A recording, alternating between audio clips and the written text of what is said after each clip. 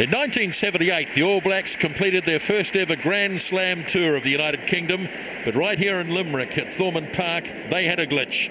The only match they lost on that historic tour was to an inspired side from Munster. Everybody, it seems, in this part of the world remembers Munster 12, New Zealand 0. In fact, 30 years on, the All Blacks have not been held scoreless again. Well, tonight, a capacity crowd of 26,000 will greet the teams very shortly, many of them hoping for a repeat of that famous occasion back in 1978. It's a lovely night for rugby in a magnificent stadium. Yesterday's average weather has given way to a fine evening, and the ground should be absolutely perfect. And boy, the atmosphere in this ground is something else. Very shortly, we're going to have the official opening of the new grandstands here at Thormond Park. So there will be a little pomp and ceremony. But Murray Mexted, who's just joined me after a walk up this huge new grandstand. In fact, I was just looking, Murray, it's the equivalent of 14 stories up. That's where we are at the back of the grandstand, and I'm surprised you can still breathe properly. Well, I'm a bit short of breath, actually. Well, I think the only comparison we could draw would be Athletic Park in the old days with that big Millard stand. You feel like you're perched on top of the ground looking down like a chessboard. The official opening here from the Taoiseach, or the Prime Minister, if you like, of the Republic of Ireland. The man who's second in on the right, Brian Cowan, and this is the official opening of the new park here.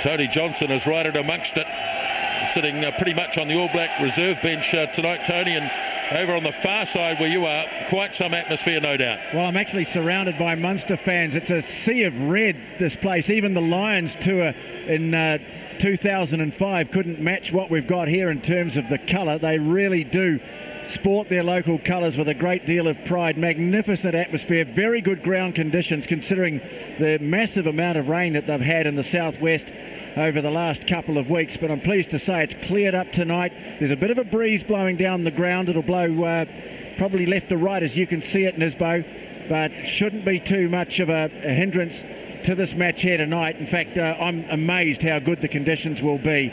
But what an occasion, what an atmosphere, and there are some very famous people in the audience for this match tonight. Yes, there's certainly going to be. Bono from U2 is here. Also Padraig Harrington, who of course won 2 of the major golf tournaments this year, the British Open and the PGA. He also is in attendance. Michael Flatley, and you name it. They are here tonight at Thormond Park, and we think that we are passionate about rugby. Boy, I don't think I've been to a city like this for a while, Murray. No, I often think that the passion and emotion of Europe is the domain of the Latin countries, but I've learned about something else down here in the southwest of Ireland. I think that Gaelic percentage of Latin must be prevalent.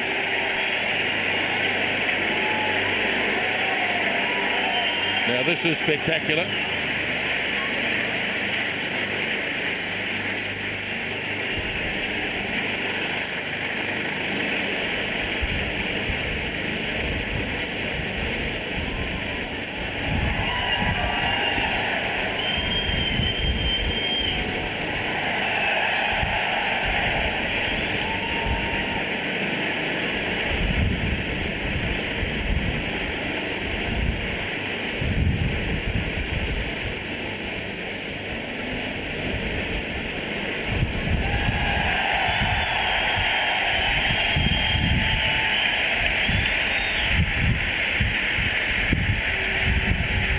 I think they dropped the rope.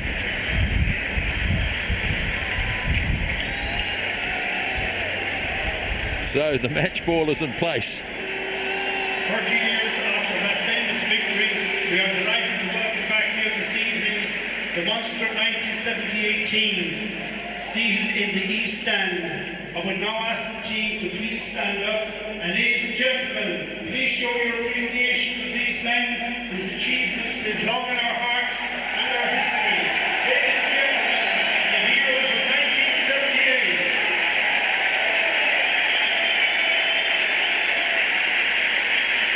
1978. They are heroes to this day. The members of the 78 Munster team.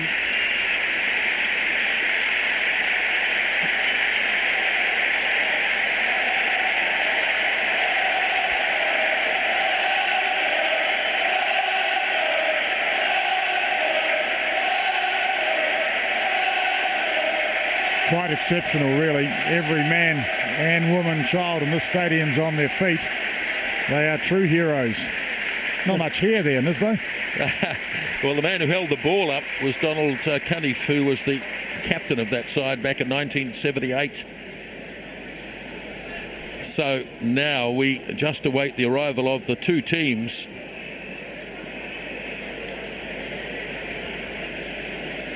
And there was so much interest in the warm-ups.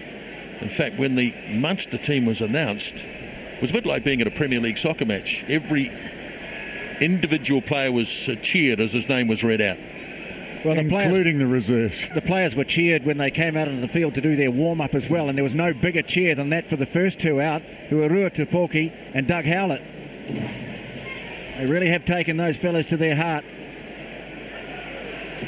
Yes, there's been quite a number of Kiwis play in Munster over the years.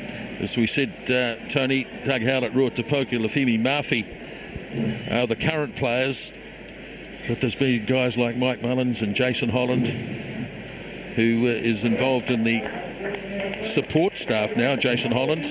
So now here come the All Blacks, and I'm sure in a place like this there'll be a wonderful reception for the All Blacks.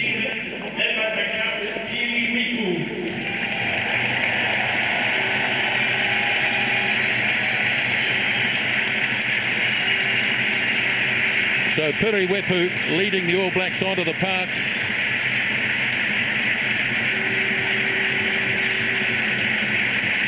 And Graham Henry has brought an extended squad on this tour, and for many it was with this game in mind, squashed as is between the Irish and Welsh internationals. All Black debuts tonight for flanker Scott Waldron and prop Ben Franks. A first start for Corey Jane at fullback, and another opportunity on their first tours for Jose Gia, Ross Filippo and Jamie McIntosh. And Piri Wepu captaining the All Blacks for the first time. And one or two players in the reserves as well who'll be looking to make their debuts, including, of course, Hicker Elliott and LB Matthewson. But now, let's listen to the cheer for Munster.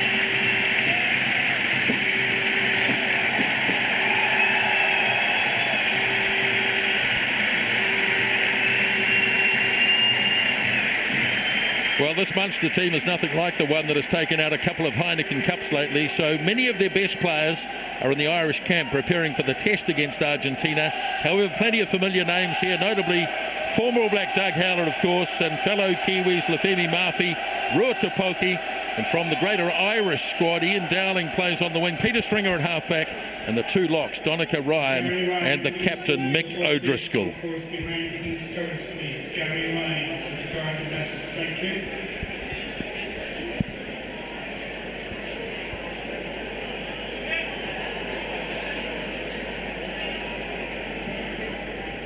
The Munster branch IRFU would like to express their deepest sympathies to the family of Livering Man and Gary Owen FC captain Shane Day, who died tragically just over a week ago.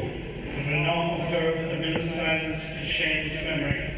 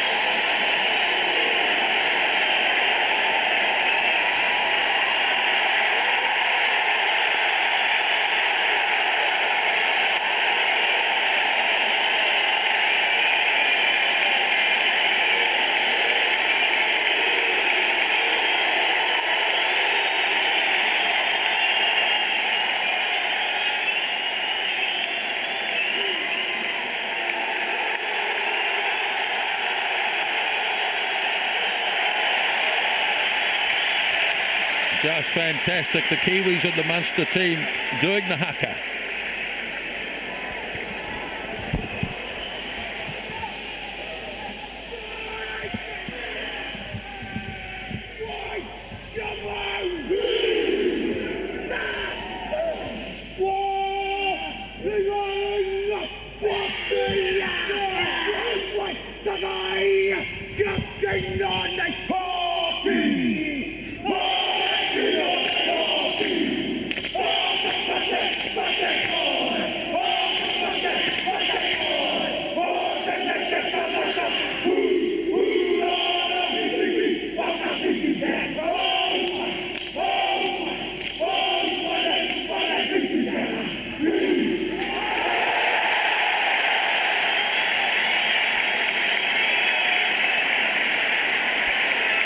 Well, the stage is set. I don't think I've ever seen that before. A challenge to the All Black team from a non-Pacific Island side. 4 New Zealanders with New Zealand passports. Well, a magnificent build-up to the match. Tonight's referee, Romain Poit from France. And in fact, the official crew, all French. As we're about to get this historic match underway. 31st of October, 1978 was when Munster beat the All Blacks by 12 points to 0. Now the teams are swapping over.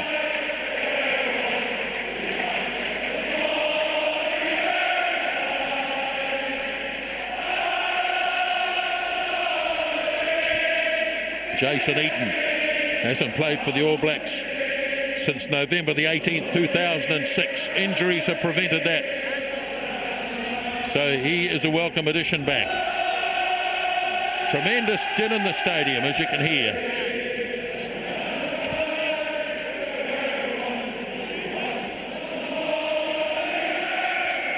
Paul Warwick to get this match underway. The All Blacks against Munster. And Jason Eaton goes high and takes it down beautifully. And the All Blacks control it just near their own 22. Big day for 2 new players in this All Black camp. Scott Waldron and Ben Franks.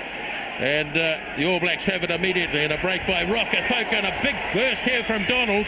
The kick and chase. Now who's got the pace? Donald leading the charge for the All Blacks. Toia was there quickly as well. And they're only 7 metres out from the Munster goal line. Munster should get it through Peter Stringer, the former Irish halfback. But the All Blacks making a statement early on. Charge down. So he's got a knock on against the All Blacks. Now I'm not sure why he's got a knock on against the All Blacks. It was charged.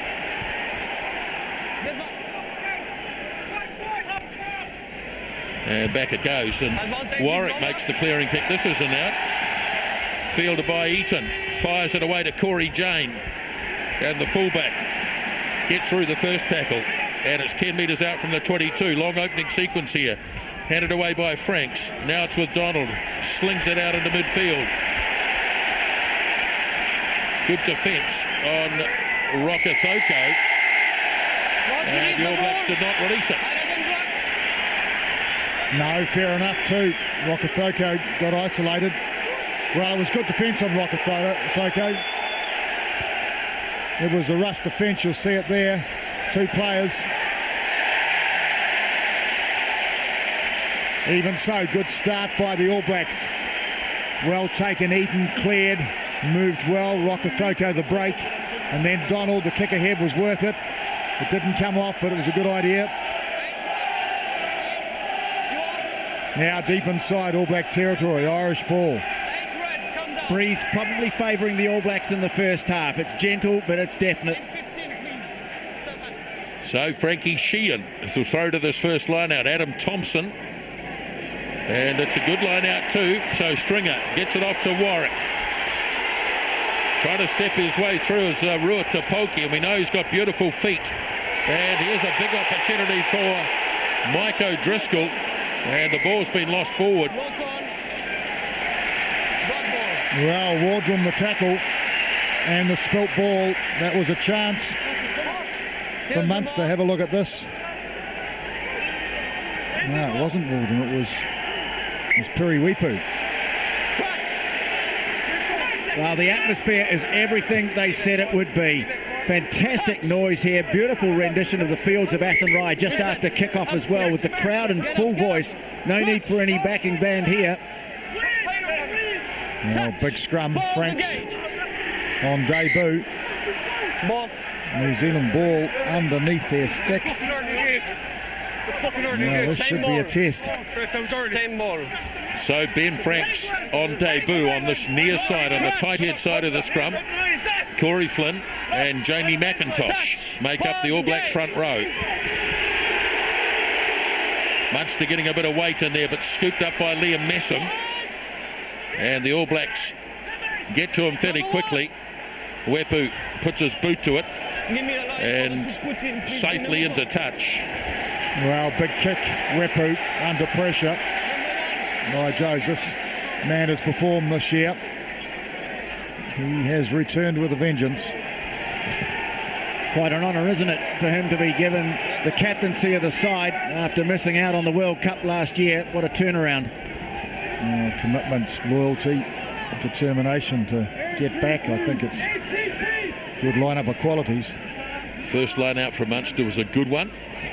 Second one not quite so flash, but it has been grabbed by Niall Ronan, number 7, at the back of the line out. Now Peter Stringer gets it wide across to his hooker, Sheehan. Stringer for Warwick. Nice pass by Murphy. Doug Howlett in there quickly. Rua Tupoki and Stephen Donald having a bit of a pushing match off the ball.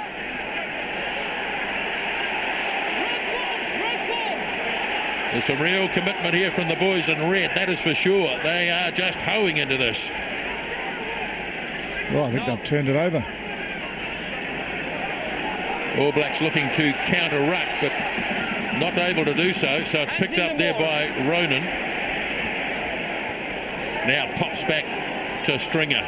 Warwick, flat kick. Corey Jane in good position and easily takes the mark. Taps it and slams it away downfield.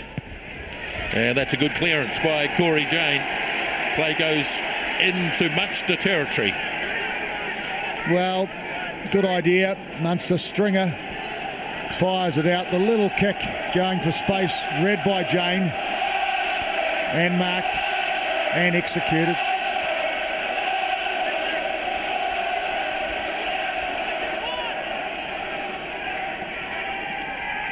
So Thompson jumping at the front, Eaton at the back.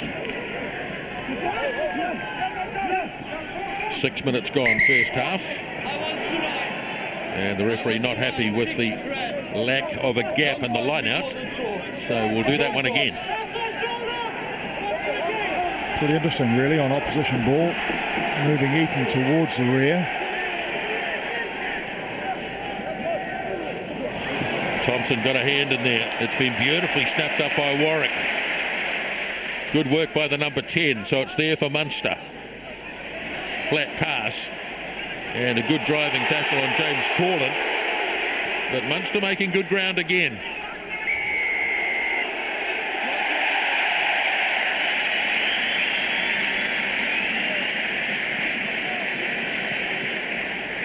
Not rolling away, says the referee. I think most people thought it was Messam that was penalised, but McIntosh, but he didn't do a thing wrong as far as I could see. No, it was one of the players on the ground not rolling away. That was the call. And so the first opportunity here for first five, Paul Warwick. Rua Tupoki making his presence felt out there. He's just been giving a signal to one of the players on the All Black side. I'm not quite sure who it was, but he was pointing to the head. I'm not quite sure what the target was or what the meaning was, but I tell you what, they know he's out there.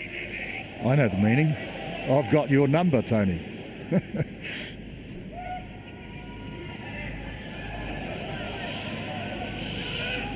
Dead silence.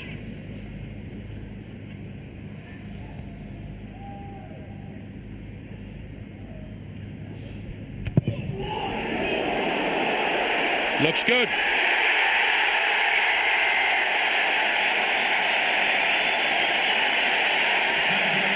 Well, an experience to behold. Without doubt, absolute silence. What an example that is to the noisy crowds we have back home, Nisbo. Once upon a time we had that in New Zealand. But what respect they show and what appreciation they give. Couldn't agree more, Murray. Let's see what happens when the All Blacks kick for goal, but certainly at Croke Park last Saturday, dead silence when Carter was kicking. So here's Stephen Donald with the restart. 8 minutes gone, first half, Munster lead. Ball falls for Scott Waldrum.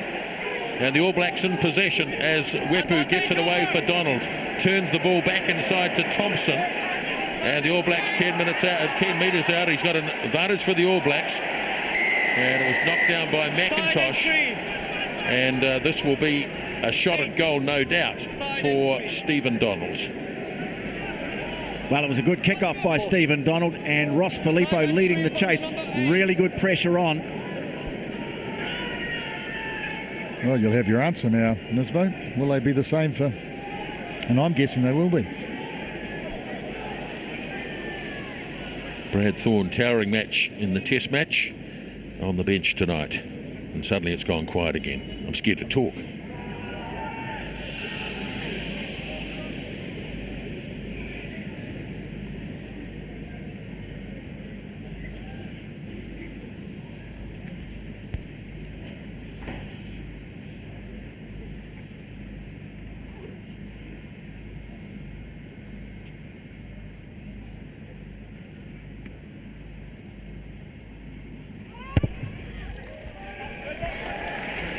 Donald's kick is on target.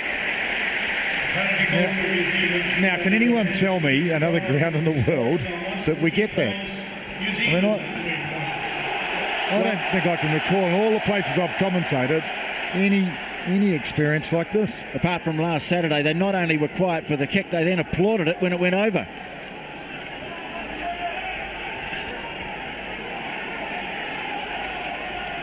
Ten minutes gone in the first half at Thorman Park in Limerick. 3-3 as the kick-off is made. All Blacks can't get it.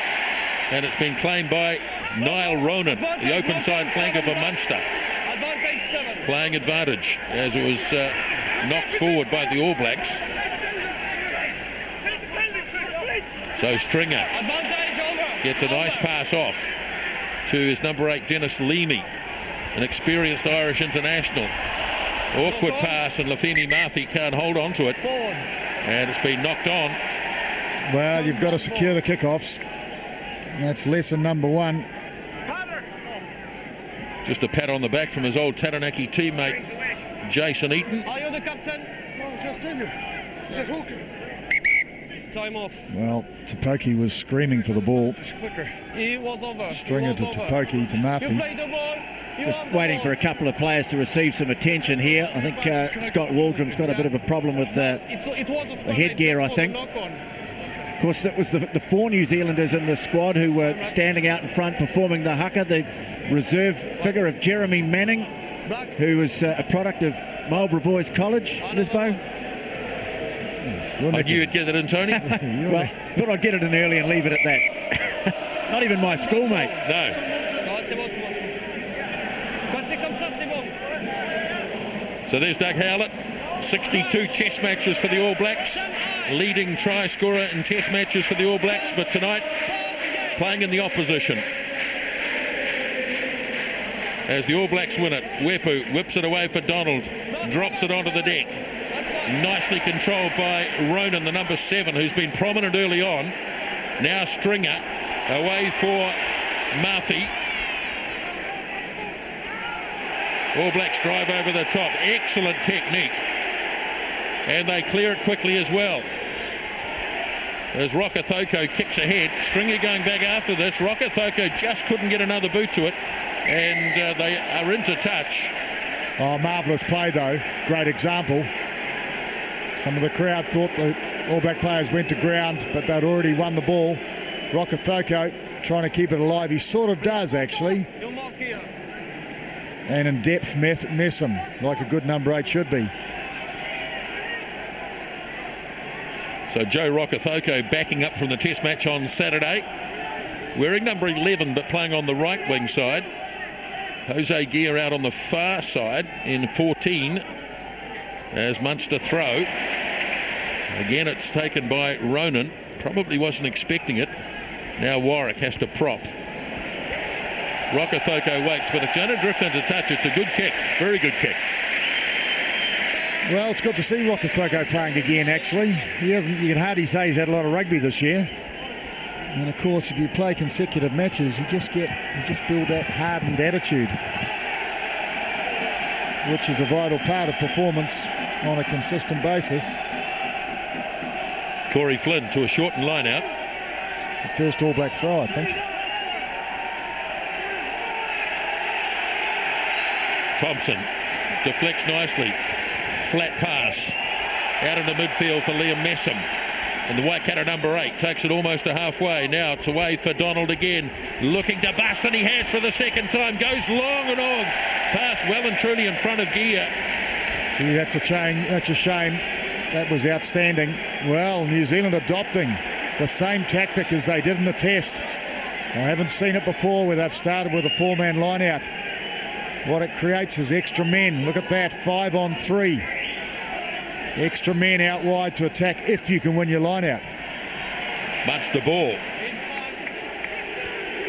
14 minutes gone. 3-all.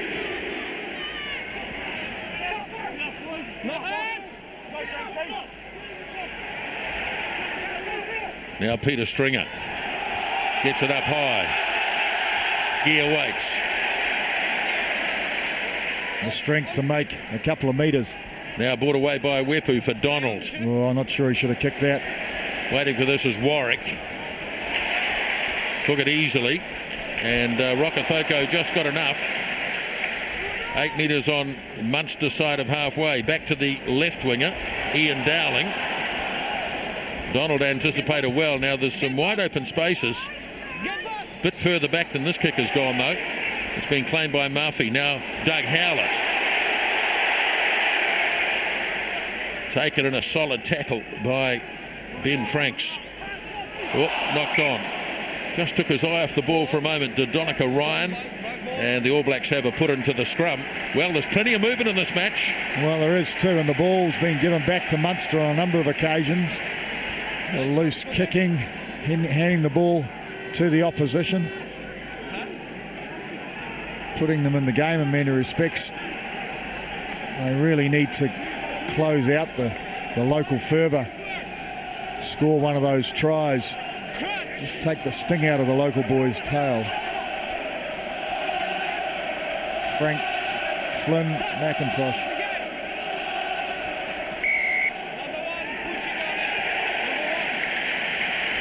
We've got Jamie McIntosh here. For pushing. What are you supposed to do? With the feet. Now Stringer away for Warwick. Corey Jane looking to get this under control. And in the end he allows it. Well, it was a well-placed kick. And I guess that was the right option.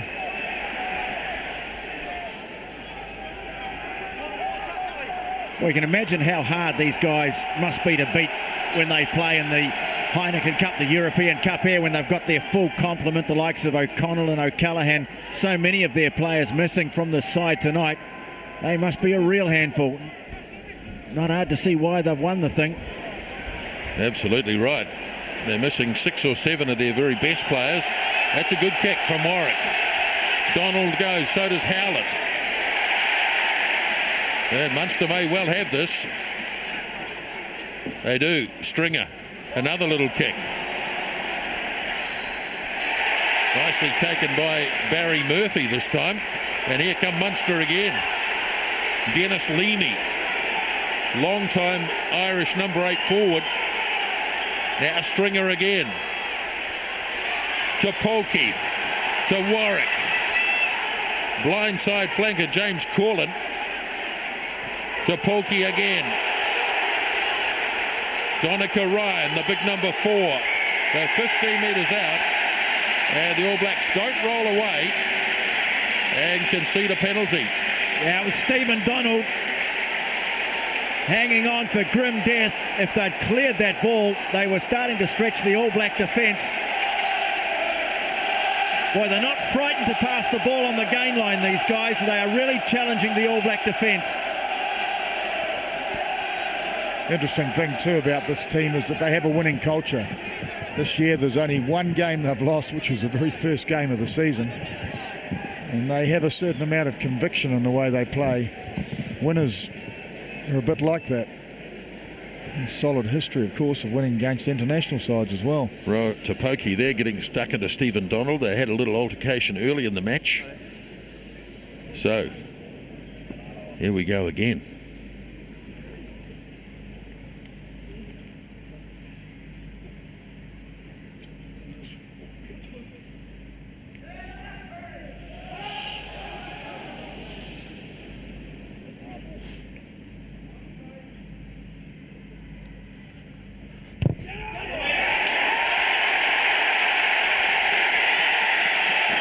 Oh, it's a classic, isn't it? I mean, we're too scared to talk as well, which is probably a good thing. Some clown in the crowd who probably had too many Guinnesses yelled out something and everybody turned around and went, shh. Unbelievable, isn't it? 2 penalty goals to 1, 6 points to 3. They let all the steam off once the kick is made. Well, New Zealand have got to hang on to the ball, in my opinion. Donald's kick is down the centre. Murphy waits. Bobbles the ball sideways. Taken by his captain, Mike O'Driscoll. And Munster back for Warwick. All Blacks missing first up tackles. And they get it going here. Away it goes to Ian Dowling down the left wing side. Good tackle by Jason Eaton. Now to Polkey. Stringer again very flat, not afraid to throw the flat passes. Stringer off to Warwick. Now Murphy. Oh, thunderous tackle in midfield by Ross Filippo. Just lined him up and nailed him.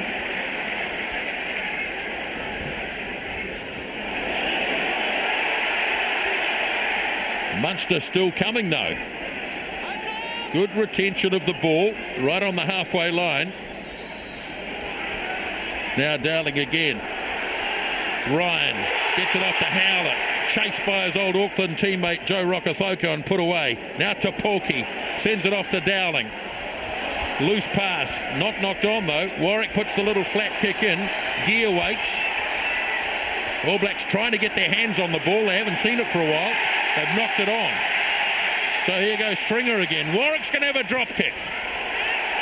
Oh, it looks good. That is good.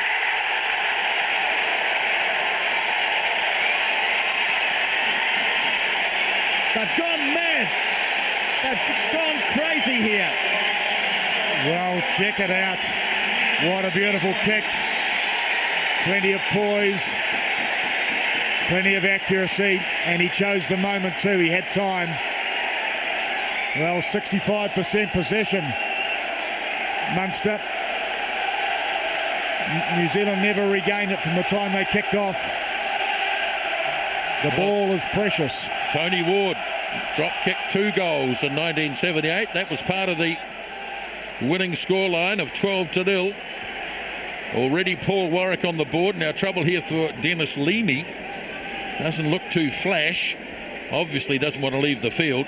I think he's assuring everybody that he'll be okay. The medical official's not quite so convinced. In fact, I think he might be replaced, Tony. Well, they're getting someone ready to come on. I think Billy Holland is the man most likely to come on for him, but he doesn't want to go. He looks stunned, but no. Support staff say, get him off. Well, play's going to go on anyway. So the All Blacks just need to get their hands on this ball. They've looked dangerous when they've had it, but they haven't had it for a while. Warwick put under a bit of pressure this time by Thompson. Up goes Gear, can't hang on to it. And so he's playing advantage again as Munster bring it away. He's playing good advantage, this referee. He gives them a fair shot at it. Now here's Howlett, nailed again, this time by Filippo. Boy, a couple of big tackles by Ross Filippo. Now the All Blacks in possession, and they've got an opportunity. It's back with Filippo, just inside the 22, and they'll look to turn this over smartly. They do so. Out into midfield it goes. Loose pass, now Eaton, off to Toiava. Stands in the tackle, Eaton again. Gets his pass away. Now up the middle goes Toiava, still going. Needs a bit of support, 6 metres short. As Messam plays at halfback, away to Stephen Donald, and Donald goes through, and there's the first try of the match. Stephen Donald, who's made a couple of good scything runs early on, and he picks up the first try. Oh, good try too. Stephen Donald, strong on the break around the ruck and maul area. But Toiava made the clean break, bought a bit of time here. He was strong, good control. Eventually, it was Messam. Stephen Donald, well, he's off that left foot, and he's strong if he's not held. The birth of the try came with two very good tackles. The first by Ross Filippo on Doug Howlett, absolutely sailing into him. And then Scotty Waldrum making a tackle on, I think it was the Munster winger, got up, got the turnover, and that got them on the front foot. Quiet, Tony. They've replaced the number 8 too. Okay. So, Dennis Levy's gone off, has he, Tony? Did I hear you whisper that in my ear? Yeah, Billy Holland is on in 19. That's a blow, double blow really, conceding the try and also losing the Irish international number 8. Well, one thing about the style of game they're playing is that they're always going to be competitive if they're so good at retaining possession. It's numbers and support. And if they can keep that up, that's the question. Can they against this sort of opposition? The two number 10s have scored all the points so far, 10-9, as Corey Flynn takes it down from the kickoff. And that'll give the All Blacks a bit of confidence. Wepu punching it away downfield. Claimed by left winger Ian Dowling. And that's a bit long. Wepu lining it up. Sends it off to Corey Jane. Bumps out of one tackle, gets out of another. Jane opening it up, showing good power and pace. Got it off to Waldrum. Waldrum looking for support. Nobody home, so he had to wait. Now he pops the pass to Eaton. Toiava. 10 out from the 22. All Blacks looking much better. As Filippo's had a very strong start to the match. Ploughs his way down towards the 22. And that's a penalty. Quickly taken. Wepu challenging. Off it goes to Franks. They weren't 10 metres back, so advantage applies as Wepu gets it off to Donald, turns it back on the inside to Tui Tavaki, who'll be just loving the conflict with Rua Tupoki. Here's Donald again into the gap. This time it closes on him, but the ball will be there. Off it goes to Messam. Now Liam Messam stepping. Looked to pop the pass, but again couldn't quite get it round the opposition. Playing advantage again on the All Blacks' favour. Taking an age to come to Wepu. Donald tried to get the arms free, and now it's been knocked on.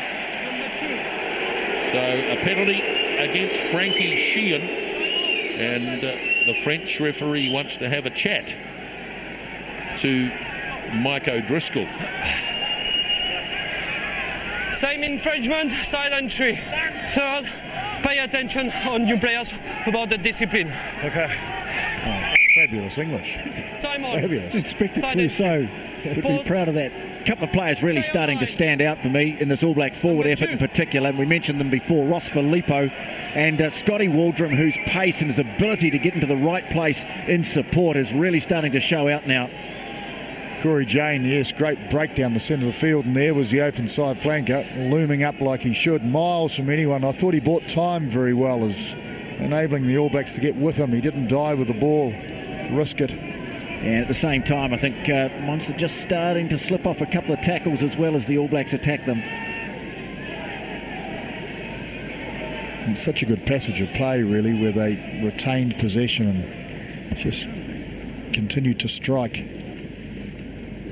Hard for any team to stop that. I'd better stop talking now.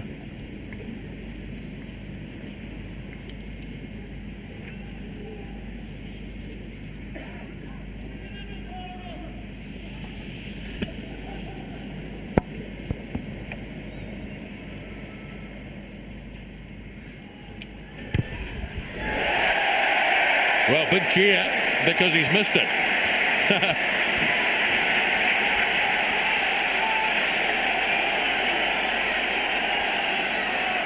So it stays 10 points to 9. The All Blacks leading. 26 minutes gone.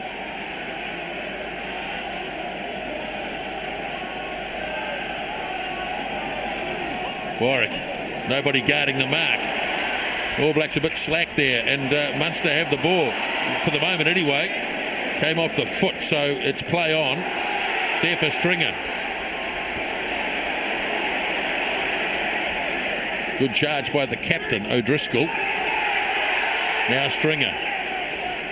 Away for Topolki. Warwick standing just a little further out this time. Gear waits. Gear takes it beautifully and got away. Popped the pass up. Jane is out wide. Now Corey Jane going strongly. Got his pass back inside to Waldron. He in turn gives it off to Jamie McIntosh. Thumps one player out of the road, and the All Blacks set it again. Wepu getting it across. Soiava. They should get a try here, surely. No, they made a hash of it. Have they or not? I thought it was knocked on by Filippo.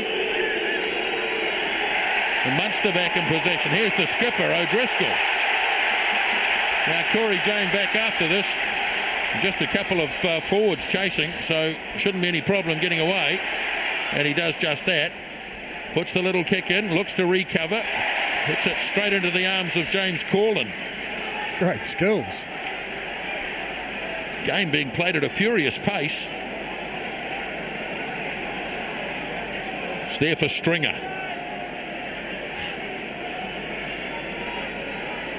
Got a few of his forwards standing wide.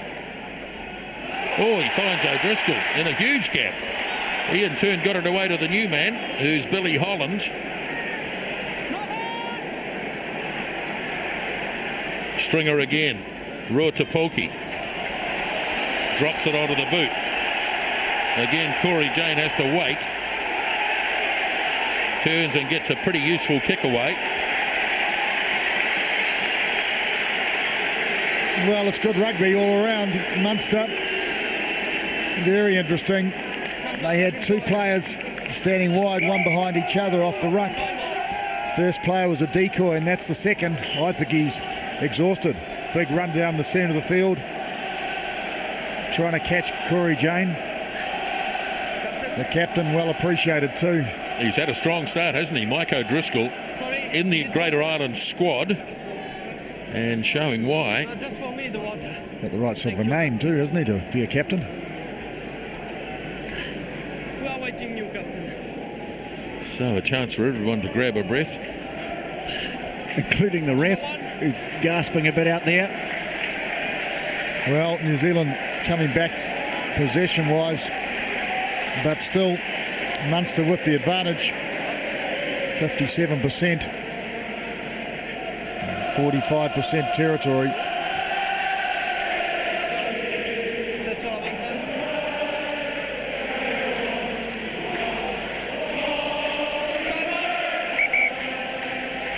Well, I used to think the Welsh were good singers. These boys here are full of song. And mums. And dads. Just over 10 minutes remaining, first half at Thorman Park in Limerick. And Munster have been terrific in this first 30 minutes. And look at this. As their Italian prop, Pucciarello, takes the ball downfield. And the ball has been lost forward though. And the All Blacks will be happy about that as they set a scrum inside their own 22. It was a good sort of a drive, really. That was where it was dropped. It was a good 10-15 metres. I think the instruction from the All Black coaching staff at half-time might be not to kick so much ball away. You don't want to give it to these fellows because they're not very good at giving it back to you. You're right, Tony. They don't need to kick it away, actually. All Black scrum swirling a bit. Piriwepu, did really well to get out of that. Bought a bit of time, and the All Blacks back in position. Get back, Captain. Liam Messam is going to make the pass back. Donald's kick will be fielded eventually by Ian Dowling. Now it's off to Doug Howlett. Howlett's going to have a run. No. Sends it wide for the other winger, Barry Murphy. Good defence on him. But here come Munster again. Howlett hands it back to Stringer. 15 out from the 22.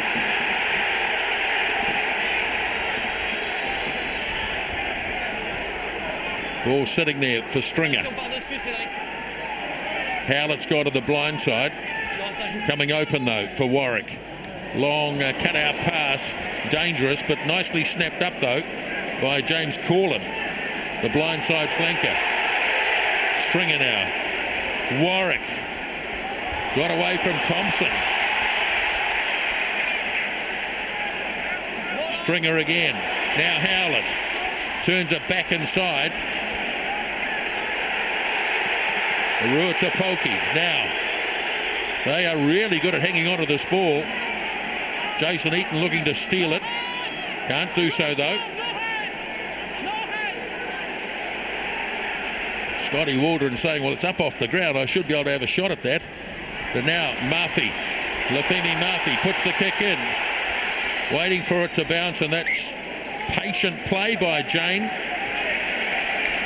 Yes, the judgment has to be spot on in those situations. It was good play, Munster, 6 phases. And that's how it finished. So New Zealand split. Forwards both sides of the field. Which way are they going? Left, I think. No, I don't know. Right. Donald's kick taken by Paul Warwick. And the number 10. They're all onside with Doug Howlett leading the charge. Ball knocked on firstly by Munster. Crowd don't think so. Well, a pretty knowledgeable crowd, this one. Most of them have only got one eye, really, though, I think. Oh, I think they're pretty good, Murray. Yeah, I guess it's not one eye. It's actually, most of them are only looking at their own players, aren't they?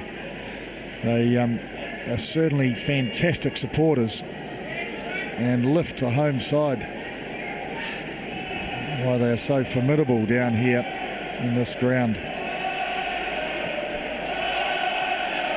I can see why European teams don't like coming to play them.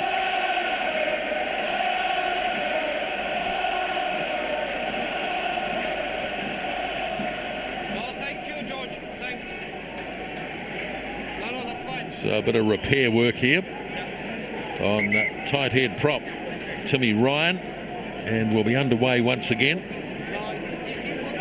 So we talked about the New Zealand influence in the team. I had a chat before the game to one of the assistant coaches, Laurie Fisher, former Brumbies coach, who's with Munster now. Has he had a haircut yet, Tony? No, he hasn't. But I tell you what, he seems a bit more relaxed than what he was in his days at the Brumbies, when he had all sorts of pressure on him. Touch, balls engaged. Wepu feeds Messon. Shrugged off one tackle, but not a couple that came at him from the loose forwards. Wepu couldn't get his pass away. Now here's a chance. Donald having to go back, and Stephen Donald got up. Oh, ball lost, and the All Blacks have to force it. Stephen Donald had it, suddenly took off without it. Yeah, I don't know how he lost it, actually. I thought he had been quite brilliant the way he dived on it and jumped to his feet. We'll probably see it here. It was towed ahead by the flanker. Donald just winning the race up. Oh, he lost it. Just lost it in his hands. Well, he did all the hard work, didn't he? Well, it was good work by Stringer, really, at the base of the scrum. He caught Messam. Messam was strong. Big chance here for Munster. Picked off the back. And driving towards the line is Corlin. And it'll be another 5-metre scrum. He did well, though. He got outside Thompson, and the momentum behind. Well, they rotated the scrum beautifully for that attack off the back. Really took two of the New Zealand loose forwards out of play.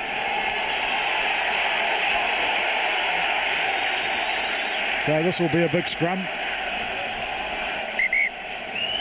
Time off. Another injury break here. One of the Munster players down near the goal line. Well, there's plenty of attacking prowess in this Munster backline. Doug Howlett coming in, of course, from fullback. Rota Poki, we know his ability with the ball in hand. Lafemi Murphy. And those are just the ones that we know. Yes, in fact, quite interesting talking to the local people about this. For years I've had a formidable forward pack. Never quite had that punch out wide to compete. Well, I've got it all now. Topoki, of course, has got the best sidestep in the West. Absolutely startling ability off his feet. And Howlett's a finisher. The whole of the back line has come to this near side, so there's no one on the blind side at all. This needs a good New Zealand scrum, a very good New Zealand scrum. It'll be interesting to see if they can put pressure on Munster.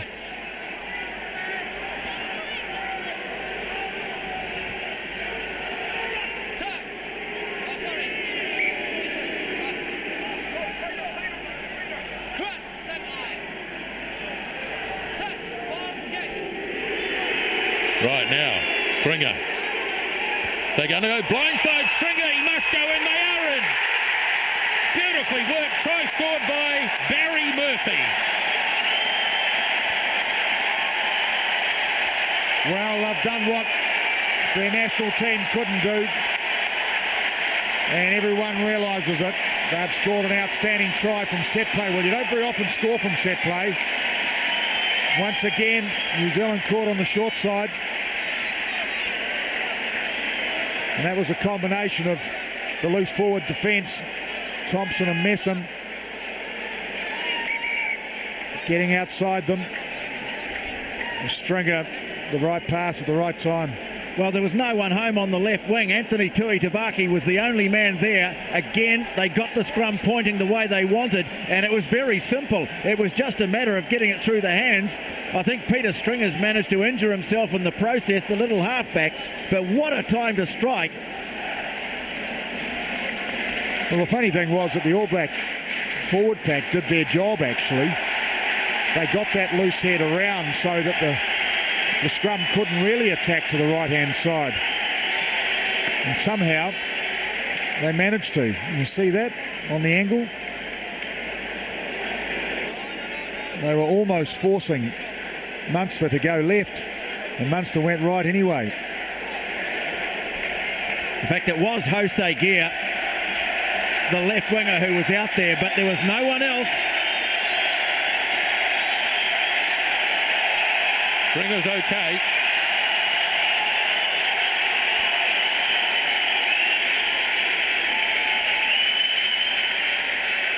Well, wonderful effort, Munster. If he kicks a goal, the crowd will go mad.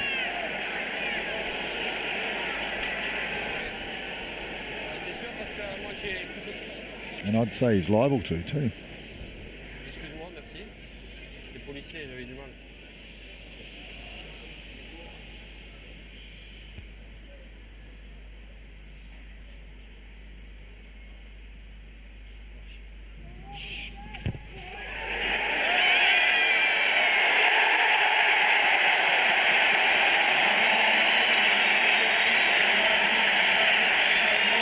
Yeehaw. Ooh.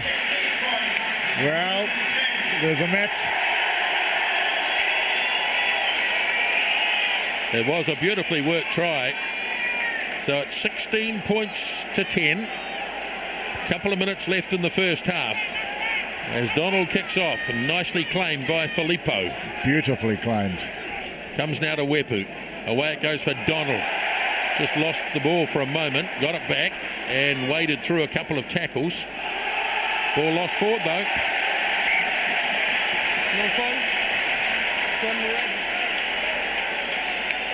Well, this is exactly what Munster wanted. They've got themselves back in front and they've got the All Blacks making mistakes. That's the formula that upsets in these provincial games is so often built on.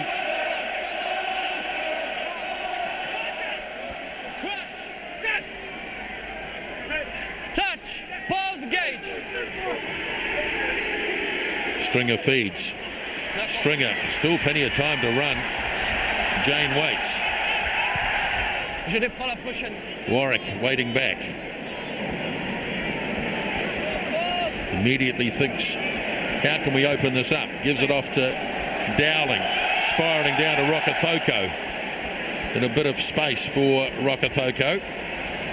Warwick has got back again, standing just out from the 22. It's a pretty good kick away, but it's been kept in by Wepu. Crowd are booing because they felt there was a late tackle. Don't think so though. And the All Blacks just out from their own 22 by 5 metres. Now Flynn works it off to Toiava. Toiava has support from Corey Flynn. Oh, he got hit high by Lafemi Murphy. Clearly a high tackle.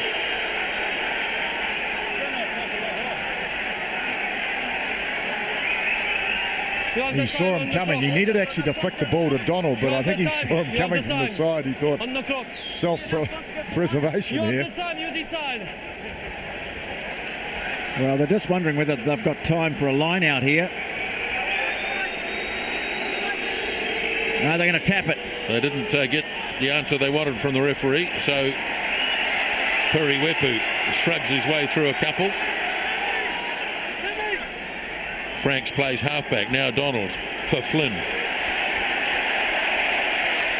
Snapped up by Rokothoko. Now Filippo off to Thompson. Thompson looks to make some ground. Defence holding up. We're at the halfway point in the game. Next time dead, you'd imagine the whistle will go. Back for Jason Eaton. Tui Tavaki losing concentration but snapped up and kept going. Now Wepu for Donald. Rokothoko. Boy, the defence is good. 5 phases. All Blacks have fundamentally gone nowhere. Just looking to breach this defence somehow. Here's Tui Tavaki. They pour in again, looking for quick turnover ball. McIntosh puts his head down. Looks to free it up again. No real shape in the All Black attack at the moment, though. They're all bunched up. Now they're starting to spread out. Missed altogether. Now Tui Tavaki taken again, or is it Toiava it was? And now they're back on their own side of halfway, and the ball's going to be turned over here. And away goes big Donica Ryan. Tremendous play by Munster. They should hold the half-time lead here as Stringer kicks it away downfield. Taken by Jane, and into touch he goes. And that is half-time at Thorman Park. Well, the wise old head of Paul Stringer at the end, he thought, we've got a lead here, we want to go into the half, and I'll tell you what, they deserve it too. They've played extremely well, they've dominated possession, they've kept hold of the ball for a number of phases, Munster. They've actually played the All Blacks at their own game. They've done something their national team couldn't do. New Zealand, they had their moments, but they weren't able to finish some of those beautiful movements. So it's a try apiece in the first half. Barry Murphy for Munster and Stephen Donald, all the points for the All Blacks. But at halftime here at Thorman Park in Limerick, Munster lead the All Blacks by 16-10.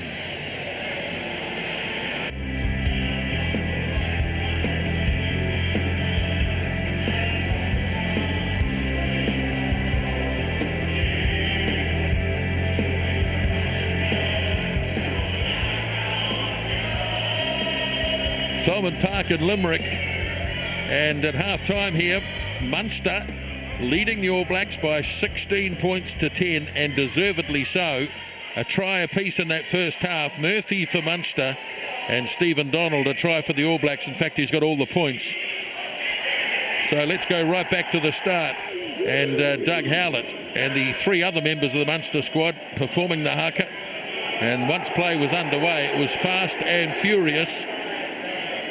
All Blacks conceded an early penalty. And Paul Warwick has been kicking really well.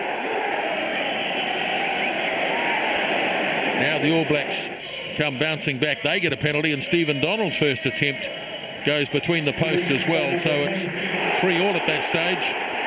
But really the first half, Murray, did belong to Munster, let's be fair.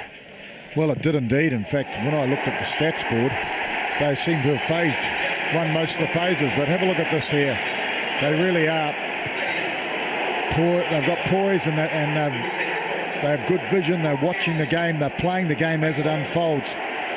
New Zealand very good on the break on a number of occasions. Good break there, Toiava. Nesson feeding it on. And Donald just pumping off that left foot, so he's so strong close to line and nailing it. That put New Zealand ahead. Yeah, nice try by Stephen Donald. And the All Blacks had a lead at that point by 10 points to 9 as he converted his own try. So 10 points to 9. But this was a beautifully worked try from a set piece. Barry Murphy, unopposed, the right winger, scored the try. 16 points to 10 with the conversion made by Warwick. And that is the story at half-time as we look at the stats. Well, the key really with Munster came back when they needed to come back. When I look at the stats, Paul, they really have had an edge here. They've won possession and territory, you'll see. But the areas that I think that are really crucial that show the game is they've beaten the All Blacks at the breakdown turnover. That doesn't happen too often. They've also got a big lead in the line-outs, 6-1. So New Zealand have only won one line-out. That means that New Zealand is putting it into touch. And minutes in the 22, they are up there, 6-4. In fact, they're ahead. The area that I think New Zealand, the stat that you can't see there is missed tackles, 14-5. So that's in New Zealand's favour. So when they break, when they clear the ball, when they keep possession and move it, then they look very dangerous and they look like they can score tries from anywhere. I think that's what they have to do in the second half. So it should be a fascinating second 40 minutes here in Limerick. But at half-time, Munster lead 16-10.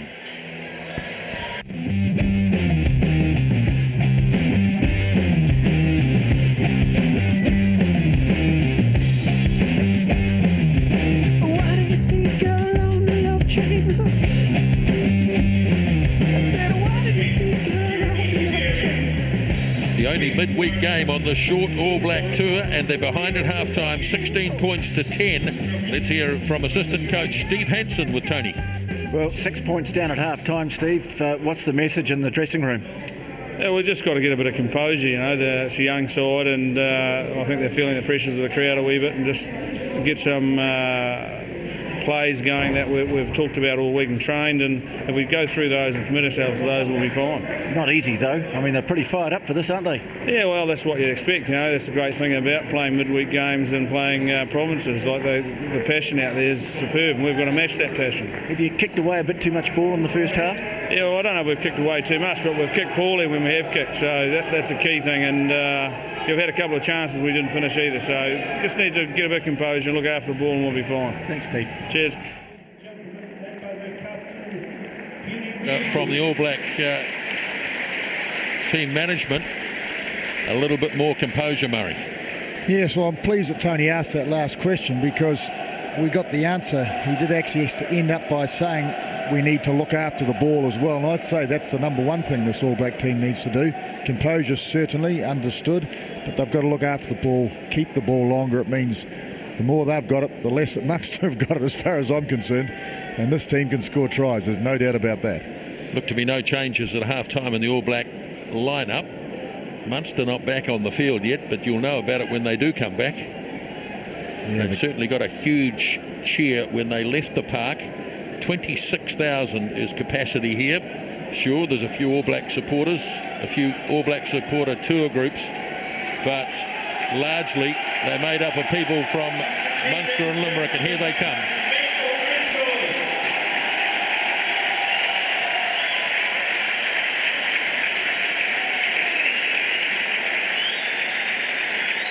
What an occasion.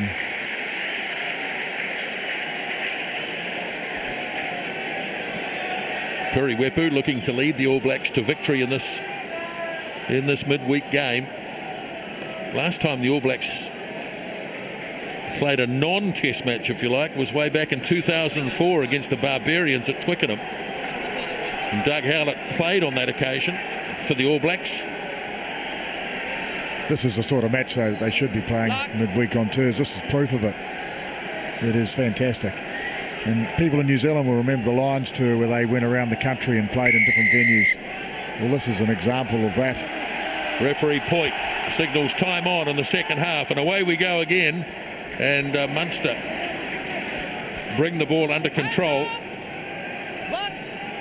Peter Stringer has had a cracking game at halfback for Munster.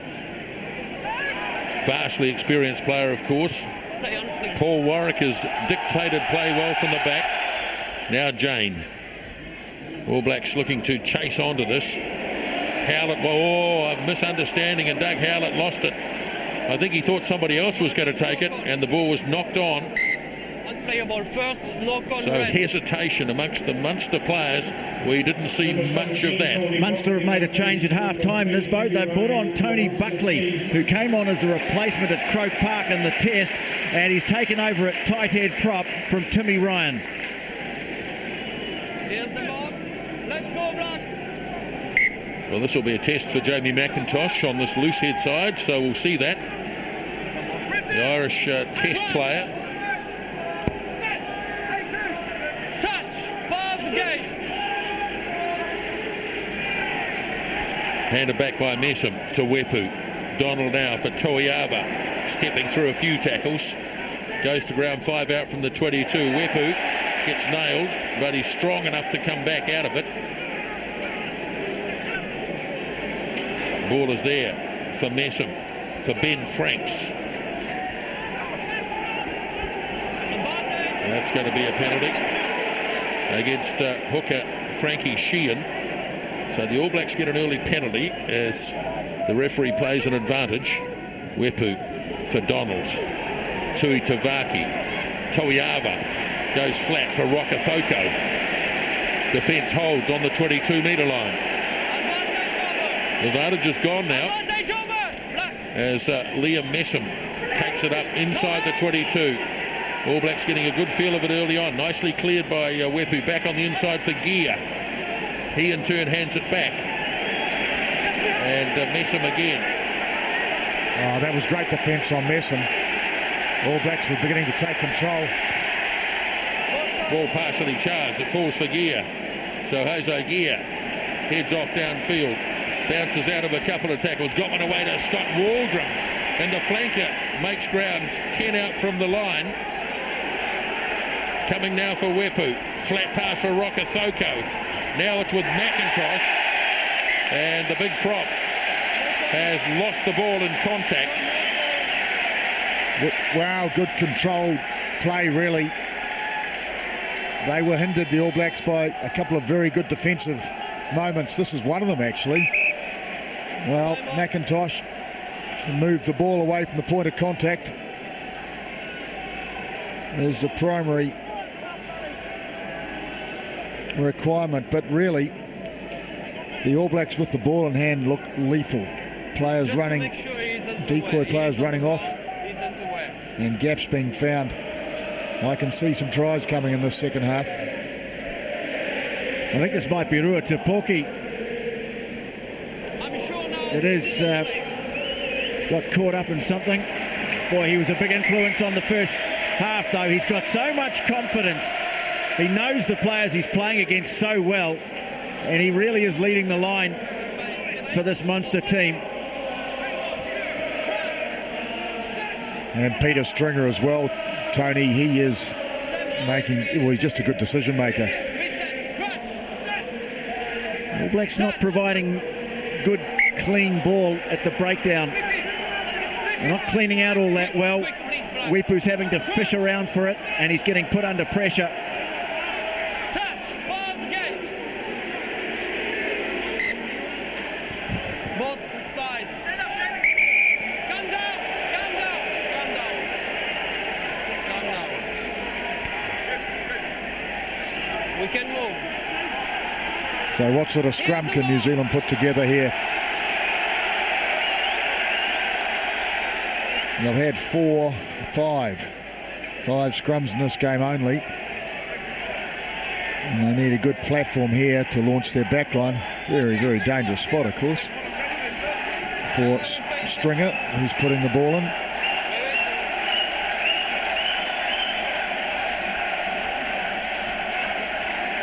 He'll be wanting to hold.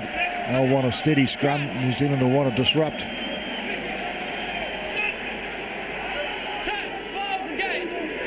Right, Stringer, no.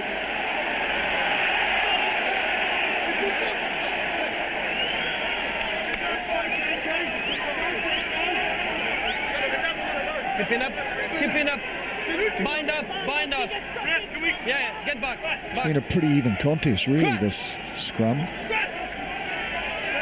Touch, balls again, put it. Right, we're in this time.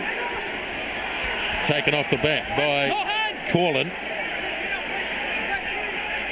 Munster seem to have it under control. Warwick is deep in his in-goal area, but they don't go with him. Not on the ball. Instead, it's giving Stringer a little more room. That was cleverly done, really.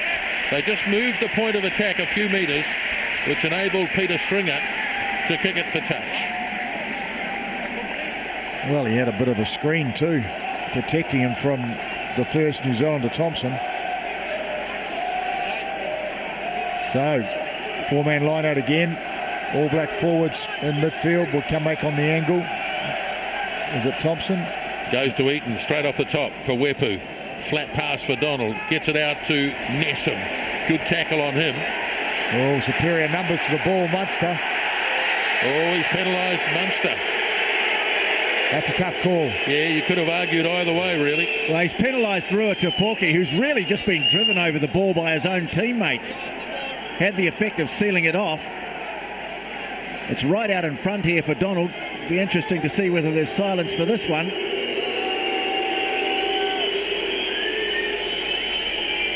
Well, I'm inclined to agree with the crowd, actually. I think that was a tough call. I thought Munster got more numbers there, and naturally they drove over the ball. I'd like to see it again on replay. But an opportunity for New Zealand.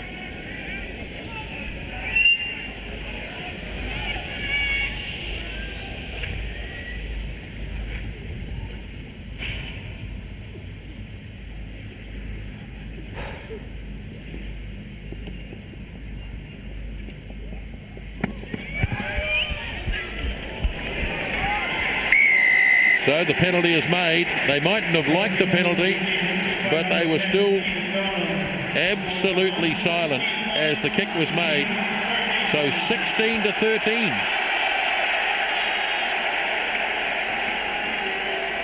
Yeah, you see, I don't think Tupoki had any option there. He had his feet when those players hit from behind.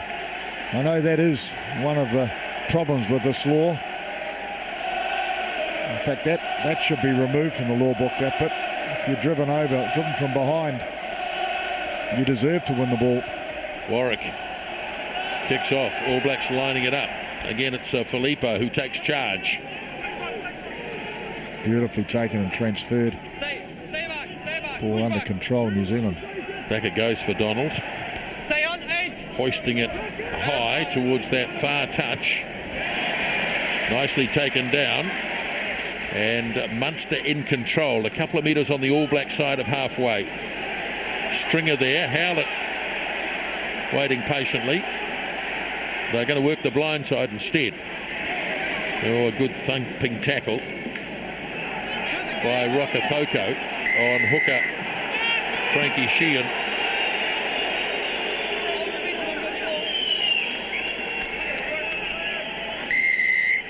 It's going to cost 10 metres. Wouldn't let the ball go. Silly stuff. Yeah, Frankie Sheehan, the hooker, he was lying on the ground, just wouldn't let it go. Well, he's turned that into a goal kicking opportunity. Yeah, actually. yeah, and he's going to have a crack too, Murray.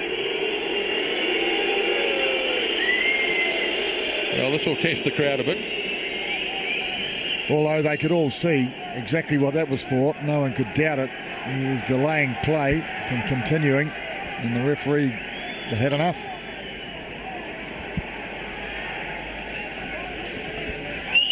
Oh, what a team, though, this Munster side is.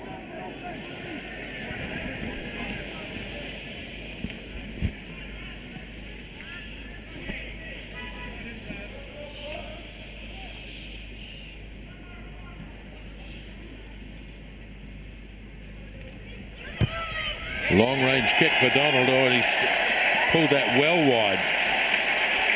Never really looked like it. Well, they had a province of about 300,000 people, and they're playing the #1 team in the world, and they're ahead. It's pretty impressive. Ruatopoki arguing with the referee, who keeps saying to him, "Are you the captain?" "No." "Are you the captain?" "No."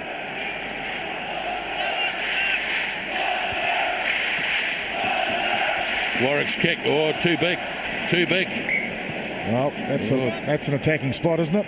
Underneath the 22, scrum midfield. Hasn't done a lot wrong, that fellow, so far. Paul Warwick, he has been mightily impressive. Change being made by the All Blacks, and it looks like Adam Thompson is coming off to be replaced by Kieran Reid, who certainly impressed when he entered the game in Edinburgh. Well, this is a great attacking position. I smell a try. Number 19, Kieran Reid. 4 players to the left, 2 to the right, with Rokafoko miles over to the right. I reckon it's going to go right. Give Rokafoko some space. Yes, it is. Snapped up by Messam. Oh, big gap opens up for Liam Messam. Still going, 5 metres out. And a golden opportunity here for the All Blacks as Waldrum delivers. McIntosh quickly. Good defence again by Munster. Well, it would have been a try if he'd been able to get the task away. So, Wepu goes again. Donald heaves it wide. Tui Tavaki has support from Messam. All Blacks have to set it again. Oh, it was good play, New Zealand. Wepu for Tauiava. Rokafoko back to Reid as the All Blacks look to straighten it. Now Wepu again sends it wide for Waldrum. Waldrum pops the pass up and it's intercepted by Tapoki. Stringer. This will be counter-attack city here. Rokafoko waits. Striding off into enemy territory. Joe Rokafoko almost busted clean through. Turnover ball. Murphy's numbers. Now there's a real chance. Ronan. Game really starting to open up as it's taken down by Billy Holland. In fact, no, it was Tony Buckley. Here's Howlett. Covered by Waldrum, though. And the All Blacks looking to get numbers there. And they've got it. Tapoki's gone. His knee's gone. He's out. As the All Blacks start again. Tui Tavaki. Just on the All Black side of halfway. Now they've got a real chance. They've got huge numbers now. Tauiava looks to straighten it. Oh, bad pass. Well, I was thinking it's just a matter of time and they'll nail this one. It was a long phase of play. 6, in fact. There was a turnover in the middle of it. Tapoki's only 1. There are dead Marines everywhere.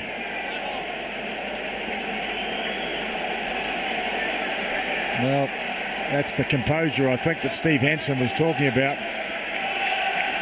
The finishing. Well, Howlett had room, space here.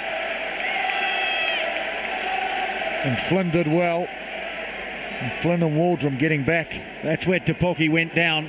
But right in the early stages of that movement, Murray, I think the All Blacks blew a try. Messam made great ground. He had Kieran Reid unmarked inside him, but didn't pass it in field to him right at the start of that movement. Now, Ruatopoki has left the field and just waiting to see who's going to come on and replace him. Meantime, John Afoa about to enter the game for the All Blacks. It's Jeremy Manning in 22. So one New Zealander off, another one on for Munster. But that's a real blow for the men in red, because Tupoki has been certainly a huge figure in the game so far.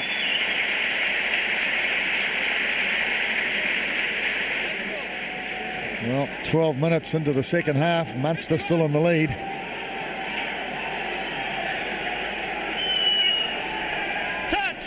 Some promising signs for the All Blacks, but boy, Munster showing the ability to really catch them on.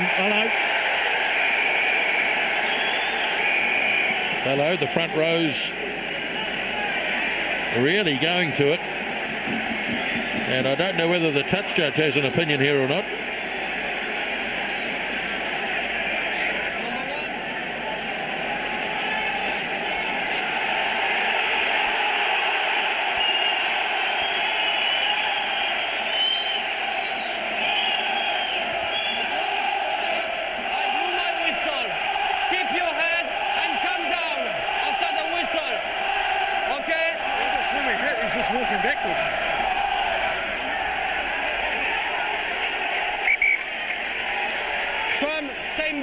Well, it's real rugby.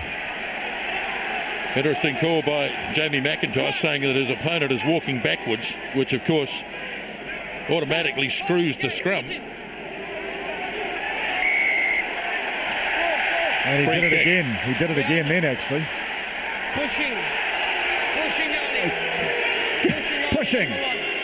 Pushing early, eh? Well, yeah, he's just saying pushing.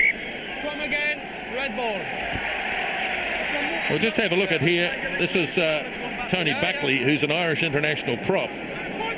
He's actually stepping back. There's nothing much that Jamie McIntosh can do about that. Well, Ben Franks is about to leave the field. His All Black debut is over. And on comes John Afoa in 17.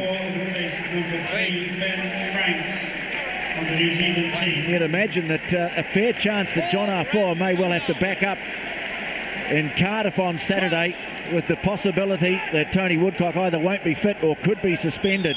Touch, pause, gauge, put it now. Good All Black scrum. Now Stringer gets it off to Manning. Oh, he gets nailed by Donald. Ran a bit too far, and Donald was able to meet him. Oh, the ball's available there. Stringer way behind the advantage line, Munster, but they still have the ball, or do they? No.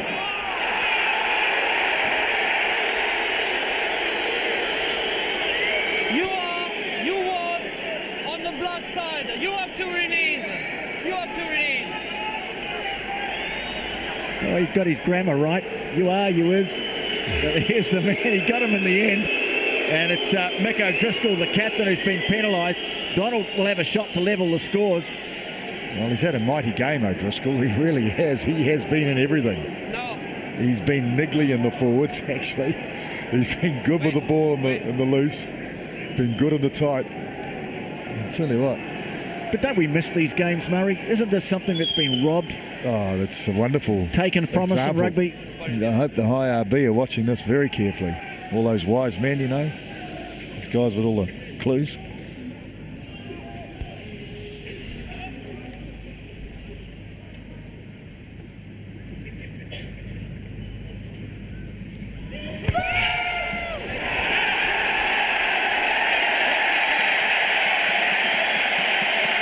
Well, we missed that. I'm starting to think the silence is off-putting, more off-putting than the noise for some of these guys who are more used to kicking amidst the din from the opposing fans.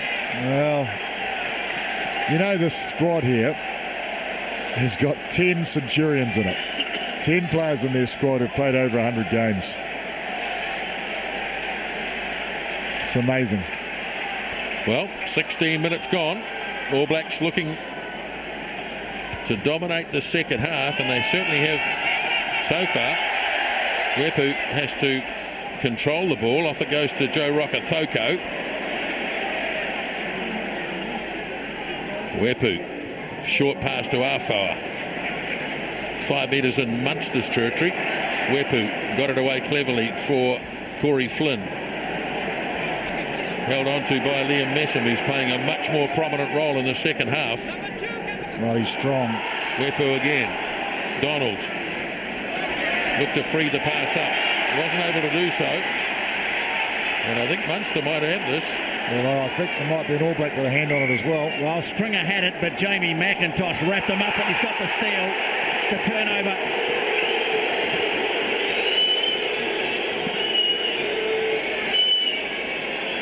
Well, I'm not sure what the crowd are moaning about there. Munster took it in. It's use it or lose it. Simple.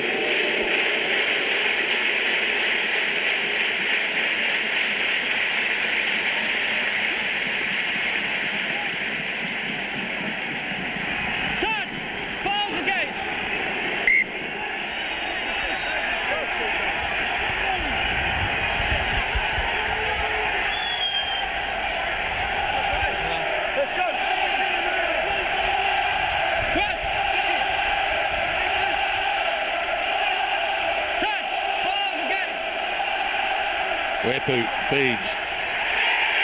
Nobody on the blind side, and now the All Blacks find themselves under a bit of pressure. Donald going back, he's knocked it on, and it'll be a scrum.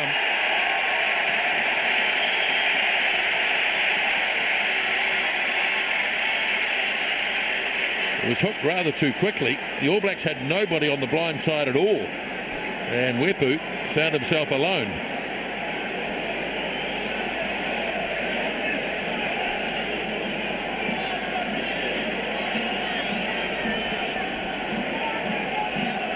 Well, Stringer claiming with some justification there that Kieran Reid picked that ball up in an offside position. It could have been a shot at goal.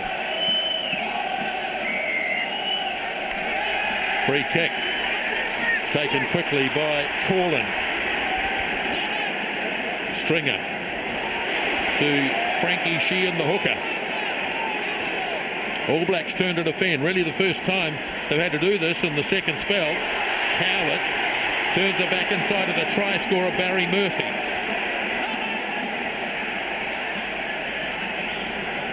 Stringer now for Jeremy Manning.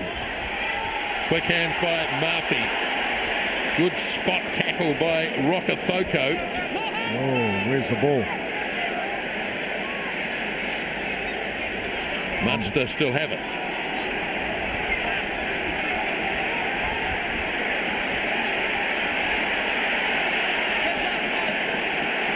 Just biding his time.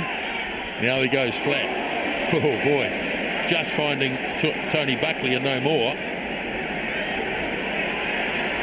The All Blacks wouldn't want to give away another penalty here.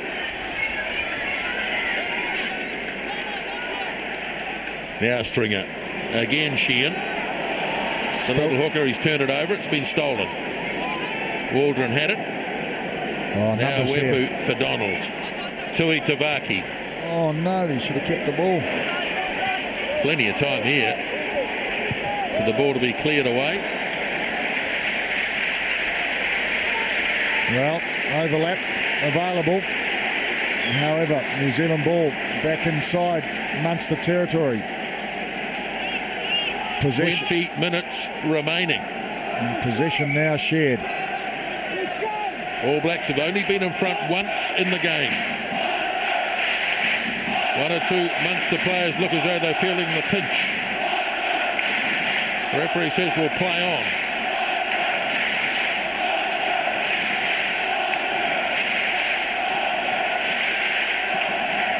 Well, they're keen to get going, Munster. Eaton off the top. Out it goes as far as Tui Tavaki. Oh, great defence on Jane. He did well, actually. Ball still there. Off it goes to McIntosh. The All Blacks on the back foot. And bustled.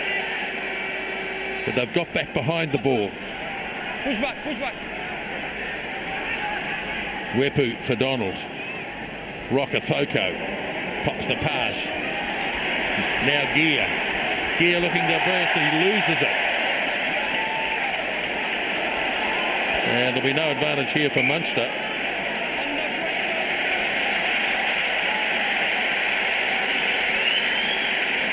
So the game 3/4 gone. Munster still with the lead. Well, this is what Gear's been doing all year.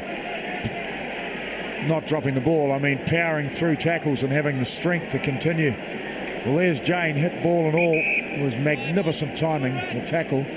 Jane did well actually to keep his composure, release the ball and get up and set it up.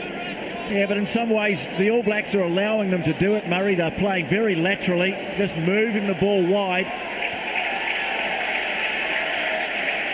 They're about one pass away from a clean break, though. You can see it, and I sort of sense it's just about to happen, but I've been saying that for a while now. Well, it looks like Graham Henry might be going for some of the heavy hitters. I think Richard Kahui about to enter the game.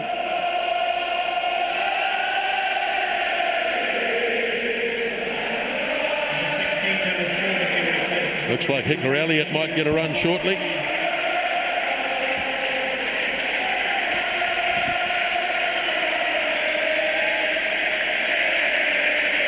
Frankie Sheehan being helped off the park.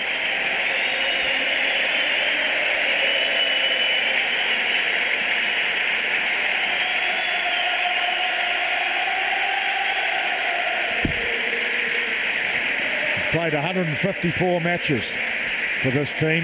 That's why he's getting the applause. He's a real workhorse. 154, that's amazing, isn't it? A couple of big changes here, Tony. Hicker Elliott and Elby Matthewson.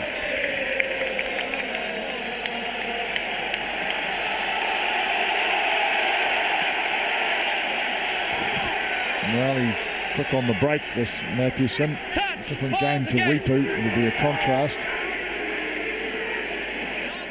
Munster controlling it. Now Stringer, big blindside. Oh, and it came off the boot of Reed. So it'll still be Munster's ball. Well, the one thing that might win this game for the All Blacks is fresh legs. Some of the Munster players starting to look tired. Remember, they've had injury changes forced on them, whereas the All Blacks have tended to make the changes for tactical reasons. Munster in control of it. Still trying to use the backs. Came off the shoulder of Tui Tavaki. No way that's a knock on. But it's going to be ruled that way. Forward. First and We'll see it here in his boat. Almost off his back. After second. No, we play. And we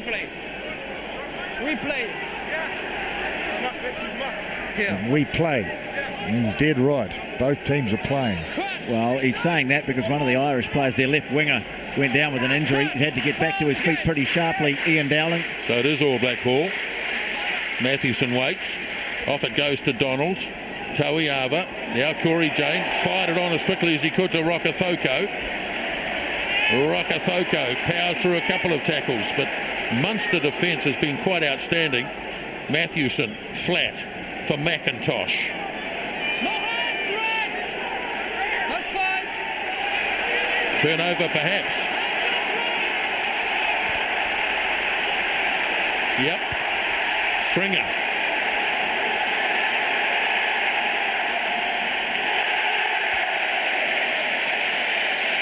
Well, the crowd, and rightfully so, are very excited. I will say, 16 minutes remaining. The All Black work at the breakdown hasn't been of the best quality tonight. Outnumbered, out physical, if you like, at times.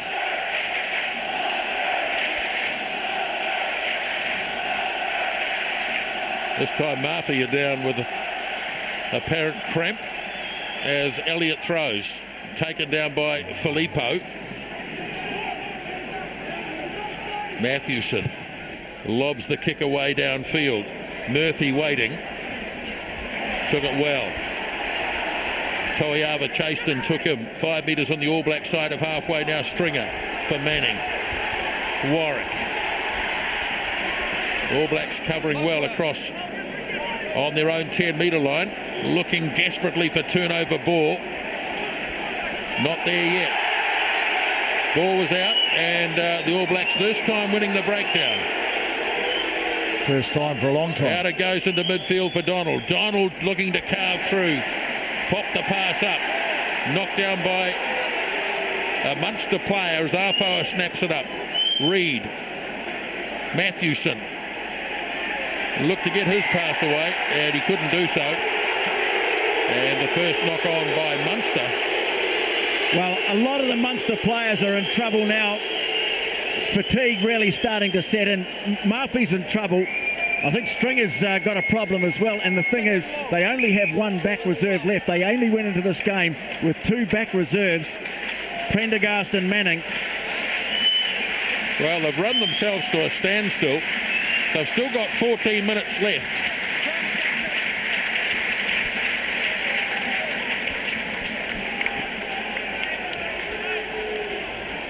I notice the ground clock is still ticking away, Murray. I think there's a guy standing behind it winding it, actually. Yes.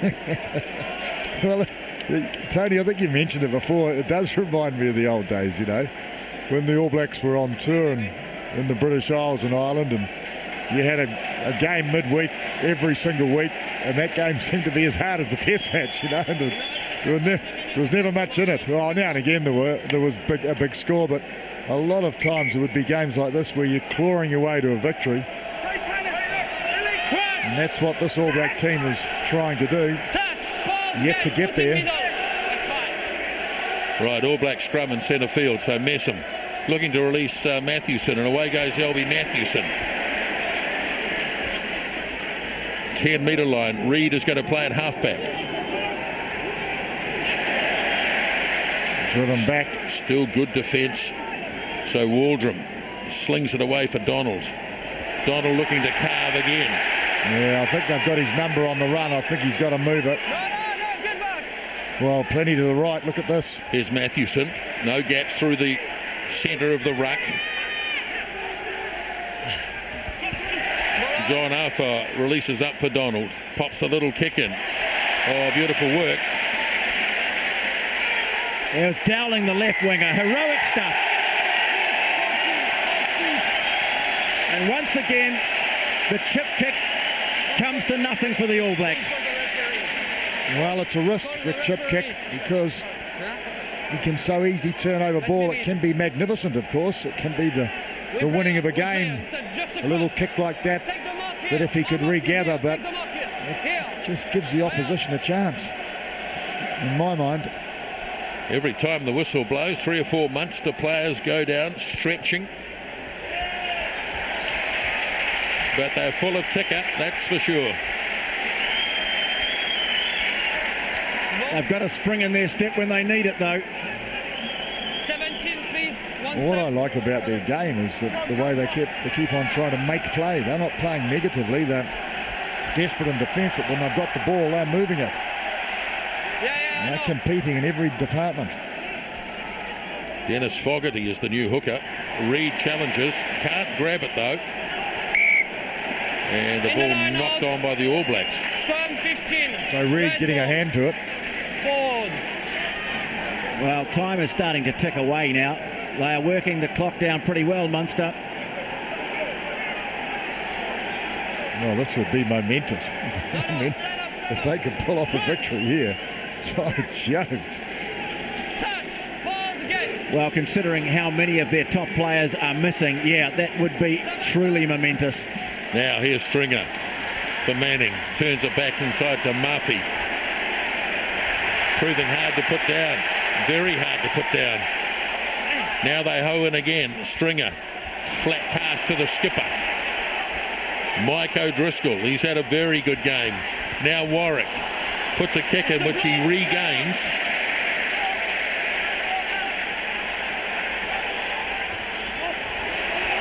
Now a run by Fogarty. All Blacks have got to be careful here.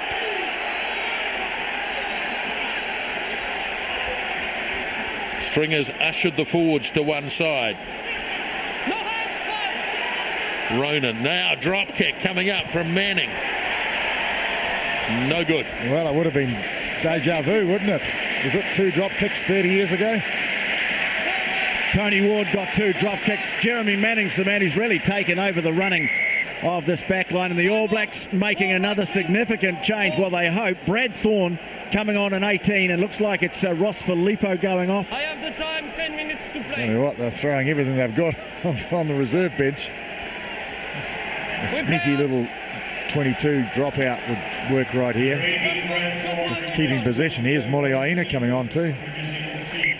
Time on. So Donald goes with a flat one. Oh, they let it bounce. But here's trouble for the All Blacks. No, whistle's gone. Whistle's gone. Nobody can hear it.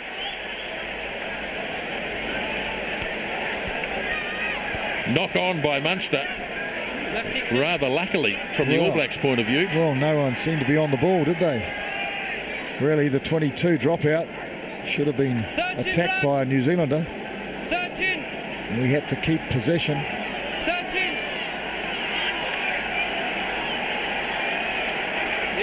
All Blacks looking to bring off number 13. Yeah, Tui Tabaki off, and he'll be replaced by Mills Muliaina, who'll go to centre. I think they'll do well to get out of this the way things are going, Nisbo. I think you're right, Tony. Munster have been worth their lead up till this point. I still think they're going to score a try very soon. So Mathewson sets the back line alight. Tauiava has a go. Good tackle though by Manning. Mathewson tries to get his pass away. It's great defence, isn't it? There's a pass that's gone nowhere at all. All Blacks scrambling after the ball. They've won it too as Jason Eaton brings it away. Get back. Now Mathewson for Richard Kahui. Mathewson again. Donald looks for the in pass. Now Munster back in possession as the All Blacks turn it over once more. Playing advantage. Munster's way, and it'll be a scrum. I'll tell you what, if they were to get a penalty now and kick the goal, it would be extremely hard, wouldn't it?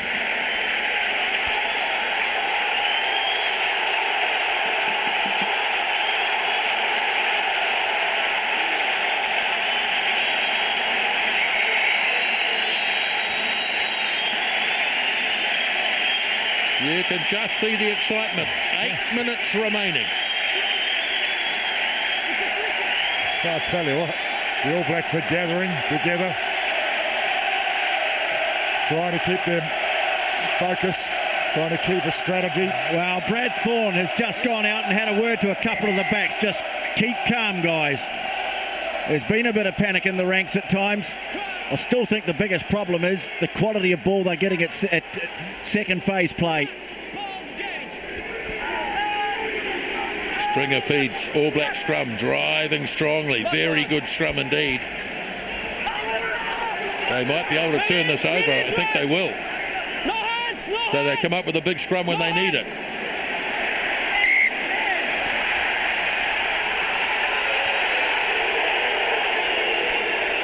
All Black scrum. One of the Munster players has just thrown the ball away. That'll chew up another 20 or 30 seconds while they go and get it. Pretty smart though, really. Right. Could have been penalised. What would you do in their situation? They've got history beckoning. That's right. Unplayable ball and moving forward from Munster, the only Irish team to have beaten the All Blacks ever. Can they repeat? 7 minutes left. Messam bounces one way, then has to go the other. Good run by Liam Messam. Very strong. Now Mathewson feeds it up for Elliott. All Blacks have good possession. Flat again for Messam. Just in the Munster half.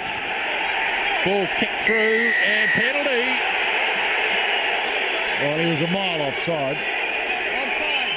Offside. You are in front. Well, they've got away with a fair bit in that regard this afternoon or this evening, so finally getting pinged for it. Bit of a debate here. Well, they've got to go for the line out, haven't they? It's too far out for a kick the way Donald's been kicking. So he puts it into touch around about the 22. I don't think they're going to get too many more shots at this. Oh, there's a good 5 minutes. 5.5 minutes. That clock looks like it's ticking over pretty fast to me, Murray. Yeah, well, it is. So first things first. The line-out has to be good. Now, full line-out too. Matthewson standing at the back. Waldron playing at halfback. Well, they want to get a bit of a drive on. They are. They're going to have a drive. Haven't seen much of this.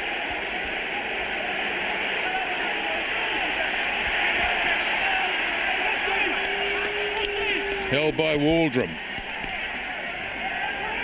Looking to keep it rolling.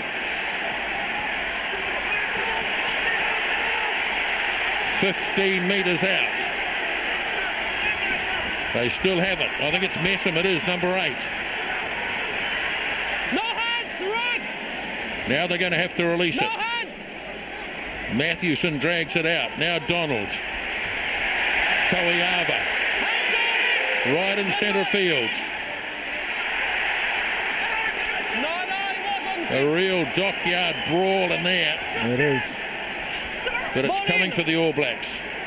Now, away it goes. Here's Joe Rokafoko. One-on-one with Howlett. Rokafoko! Joe Rokafoko. That might do it. Well, it was a beautiful pass from the maul. It gave Rokafoko a one-on-one situation. He's hard to stop in that situation, particularly when he's underway. Look at this. The pass was perfect. I'm surprised he chopped. He normally goes on the outside. I think Howlett was aware of that and he kept a little wide. Look at Howlett. Yeah, he did keep wide. He asked him to go inside and he had the power to go through. It was a great try, Rokafoko. He's a scorer. And the pass, the timing. Well, there's that try I've been asking for. Well, he is a great try scorer, Joe Rokafoko. Had a bit of a lean patch in recent times. But we all know his test record, 43 test tries. Now, and the crowd is Stephen Donald is... Even now, with all this at stake, the crowd are going quiet. Unbelievable.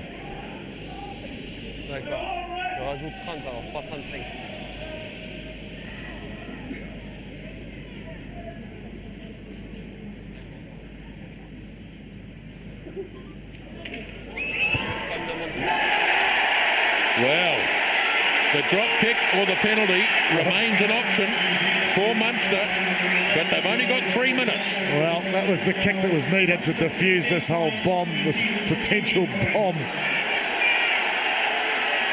All Blacks won't feel as though they're out of it yet. Well, I'm pleased that they finished with a try. It wasn't a victory or a draw with a... Warwick kicks down the centre. All Blacks claim it through Thorne. Matthewson quickly back to Donald. They'll be pretty conservative from here on in. Howlett racing after this. Couldn't take it on the full. So now it's Ian Dowling. Puts the little kick in and chases hard. Rokafoko claims it though. And the All Blacks move it away through Elliott. Back for Matthewson. Bobbling it and finally grabbing it is Liam Messam. He's had a big second half, the number 8. He has. Now Matthewson blindside goes scooting. Good little run by Matthewson. Just had his ankles clipped as he looked to pass inside to Waldron. Now a short pass to Reid. All Blacks playing with a fair bit of authority in these last few minutes. 1.5 minutes remaining. Out to Thorne. Sets it near centre field. Matthewson is going to work it back to this near side if he ever gets a chance. Boy, that's got to be offside. Heavens above. No. Yeah. Not quite sure how that went that way.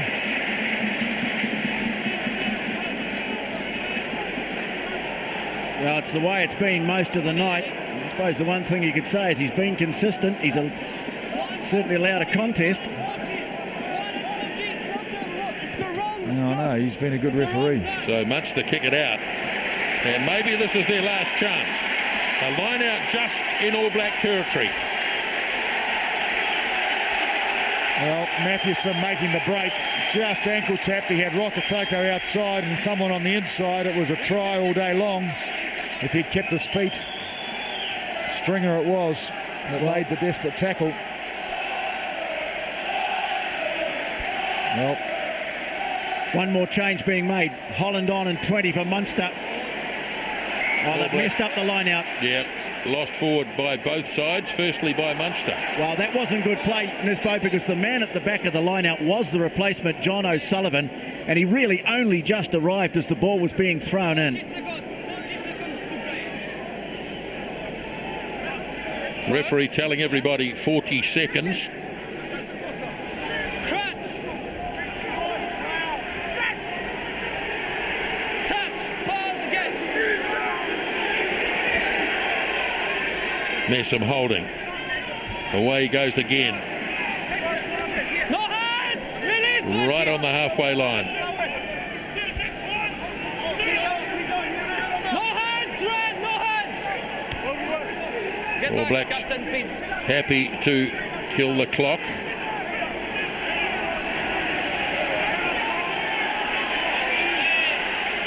Time off. Time will be over. They can kick it out from here if they can. Oh, got to be careful. Munster are going to get it. One last shot at it. Warwick puts the kick in. Oh dear, it's going to drift into touch. And that is going to be the end of the match. And what a wonderful game it has been too. Crowd a little bit stunned about what has happened. A brave attempt by Munster to repeat the deeds of 30 years ago has fallen just short, and now the crowd break into applause, really appreciative of what they've seen here tonight. They've seen the All Blacks win, but only just. 18 points to 16.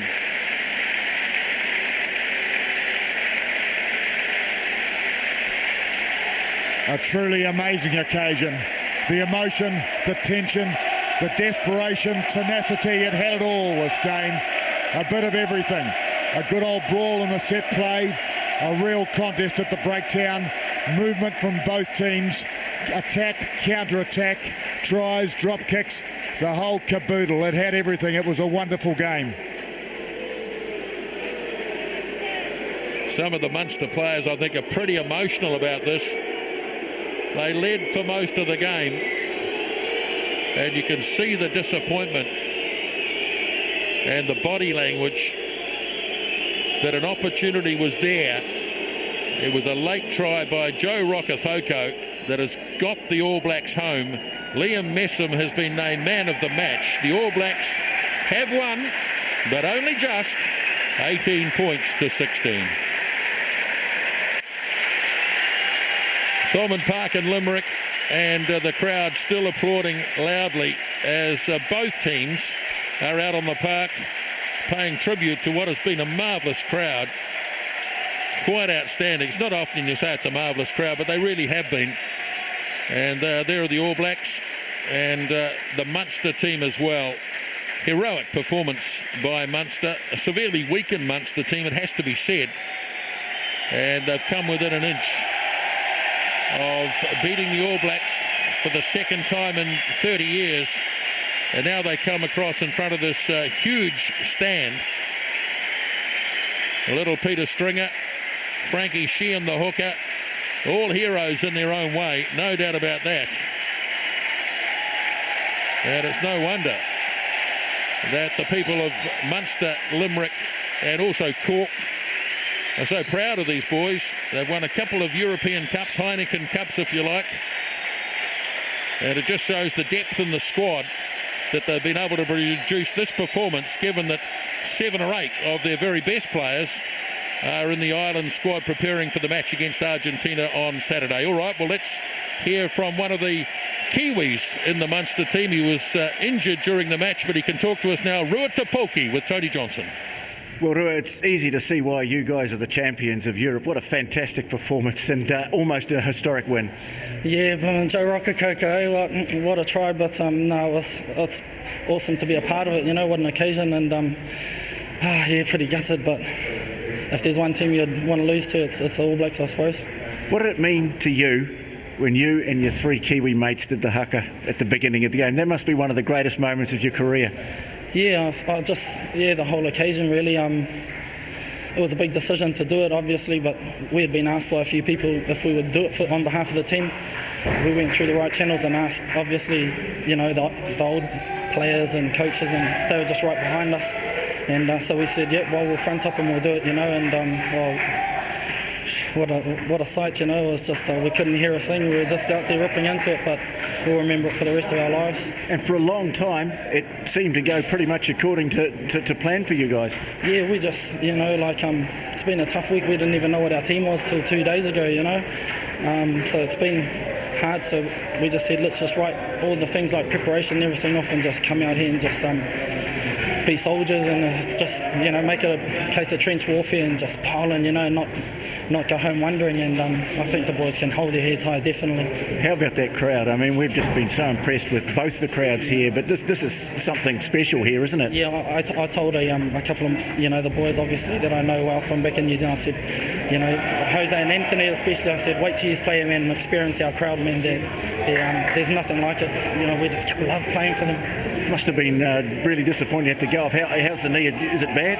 Yeah, so Anthony Tutavaki was saying it's just old, so it'll be all right. I'm just gutted I had to go off, but it wasn't one of those matches where you could be out there half lame and get away with it. You either had to bring everything you had or get off there. So. Well, great to see you, and fantastic performance by your team. Magnificent game. Thanks for talking to us. Thank you, Tony. Nice to see you. Yeah, it's good to hear from him too, Ruatapauki. And sad that he had to leave the field with about 20 minutes to go. But he was certainly a big part of the performance of Munster in this game.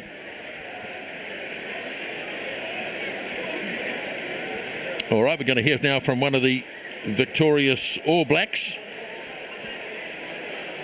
And standing by, Jamie McIntosh. What's the feeling amongst the team? I imagine some huge sighs of relief. What a game. Yeah, it was unreal. I mean, just the atmosphere and the Munster boys. And before we come in, we said, we've got to use the crowd to better ourselves. And, mate, they just kept snotting us behind the game line and kept building pressure. And, we just couldn't find our field position and maintain possession because, just turning it over at ruck time. So, it was a pretty epic battle. So what was the key? What got you there in the end? Well, I think that once we're there and we used our patience, we did look like we were going to score, and it just took us a while to do it, but then we got down that final play and had a good drive and put the backs on the front foot, and then they finally broke through. So it was definitely a sigh of relief. It was pretty torrid stuff up front, wasn't it? Yeah, it was awesome. I mean, the Munster boys were right up for it, and around the fringes they were really niggly, and just like every Northern Hemisphere team, really attacked the breakdown, diving over and taking the halfback out. It was a bit frustrating, but it was good to get away from one. Yeah, you'll be pleased with that, and pleased to get out of this. But you wouldn't have wanted to lose it, but boy, what an occasion. Yeah, I wouldn't be going home if we lost this one. They'd be writing another play 30 years later. Cheers, James. Cheers, mate. Yes, writing another play 30 years on. Okay, well, let's have a look what's coming up on Sky. And, of course, the next big one comes to you at 5:30 next Sunday morning. And this one from the Millennium Stadium. So it's from one great stadium to another as we head off to the Millennium Stadium in Wales and Cardiff to watch the All Blacks try and achieve leg 3 of the Grand Slam. So that's 5:30 on the morning of next Sunday. All right, All Black captain for the night, Periwepu with Tony. Well, Peri, your first game as All Black captain. Boy, what a match. Yeah, they made it very tough for us. We knew they were going to play with a bit of heart and passion, and it showed out there tonight, and we were lucky to come away right at the end there and with a bit of Rocket Coco magic. I mean, what was it like experiencing that atmosphere? Because it was really part of the game, wasn't it? Yeah, it definitely was. I guess some of the boys aren't used to it sort of being quiet around penalty time and when people are kicking goals. So I guess it was something new for some of the boys, but it was pretty noisy out there, and I guess some of the boys couldn't hear what the calls were. Tell us about the start of the game. I mean, that was quite something when Ruatapauki and the other New Zealand guys did the haka before you guys did. I mean, it must have been quite an emotional time. Yeah, it definitely was. We heard a few whispers going around before the game, and we knew that Rua was going to do something, so we sort of let them have their chance to do their haka, and then the boys sort of stepped up and challenged them back, so it was pretty good, and we knew that they were going to do it. First game as captain, how were the nerves? Oh, sort of shaking right near the end there, and when Rock scored that last try and we didn't put the ball out, I was a bit nervous, but I guess we were lucky right at the end that they managed to kick the ball away, and we just watched it go into touch. So I was nervous right to the end. Well, congratulations, Petty. 100% record as All Black captain. That can't be too bad. Oh, I guess it's not too bad. Good on you, mate. Cheers. Yes, he's always a little bit understated. Piri Wepu, well, it's been a great night for the fans of Munster. They perhaps didn't get the result they wanted, but they got a fantastic game of rugby, and they're starting to leave this wonderful ground now as we have a chat with Kieran Reid. Well, Kieran, when you came on, what were the instructions from the coaching staff? Not too much. They just told me to go out there and do my thing and tackle hard and try to put a bit of emphasis into the side. Were you worried, sitting on the sideline, that the game was in danger of getting away from you at any stage? I wouldn't say worried, but obviously a little bit anxious that we couldn't get on top of them. You know, we pretty much it took 80 minutes, and you know then it was pretty tight the whole way through. So a little bit anxious. Must have been an incredible experience, just taking not just the game but also the atmosphere set up by the crowd here. Yeah, it's great. You know, I suppose it takes you back maybe to that 78 game and how intense it is. So it's a great time to play here. Yeah, what's the feeling in the team? Is it relief, or are you thrilled with the fact that you managed to get out of such a difficult situation? I think it's probably a bit of relief within the squad, you know, just to take a win. You know, we wanted to get the win, and you know, we've done that, but you know, probably not happy with the way we performed out there today. Well, I know you play in front of parochial crowds in Christchurch. There's something here, aren't they? Yeah, they certainly let you know it on the field, and it's pretty deafening when you're out there listening. Great, must be a great experience, though, and pleased to get through it. Yeah, definitely great. It's awesome to play over here in these massive crowds, and the crowd, you know, certainly lifts you. Cheers, Kim. Thanks. Yes, and it has to be said, a wonderful advertisement for midweek games on tour, and I'm sure that'll start the debate all over again. All Black supporters, they'll be pleased as they head home, and then they'll be off to Wales tomorrow morning. Okay, man of the match was Liam Messam. He's with Tony. Well, Liam, really strong second 40 from you in particular, getting the ball over the gain like crucial stages of the game. I mean, what was the feeling going through the team in those dying stages? Was there any panic, or was it, you know, were you reasonably calm out there? Well, no, the boys were reasonably calm. We knew that if we just held onto the ball, we could break them, and we just couldn't build that pressure to start from the second half, and finally got it in about the 78th minute, so no, it was good. Well, they put a lot of pressure on scrum and at the breakdown, didn't they? Yeah, we knew they were going to do that, and you know, they had nothing to lose. No, they just came out there and it's full credit to them. They just came out and threw everything at us. What was Rua like? I noticed early on in the game he was getting it in physically and also verbally as well. I bet he let you know he was there. Yeah, no, it was good to play against Rua. You know, he was definitely making sure he was there and sort of gave me all the sort of nipple grippings and stuff like that. So now it's good to play against him. And for the team itself to come through. I mean, in the past, games like that, midweek games on tour, have been lost, haven't they? Yeah, you know, we knew it was going to be a tough game, a difficult game, and it's just full credit to the boys to stick in right at the end. And quite an occasion, huh? Yeah, no, it was an awesome occasion, and sort of, you know, we went to a play a couple of days ago about the history about this, and the boys sort of wanted to write that again. You would have been warned about what to expect, both in terms of the fire and the passion of the Munster players, but also the crowd. But did it take you by surprise? Not really. Sort of, we were building up for it. We knew it was going to come, and it definitely came, and it just went for the 80 minutes. It was just an awesome experience. At least to get out of it, huh? Yeah, it was just lucky. Cheers. Yes, he played really well, Liam Messam. He was named man of the match. So the All Blacks have got out of this.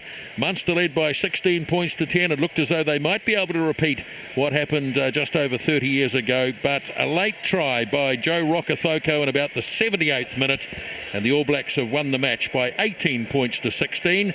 And it's off to Cardiff now for the test against Wales.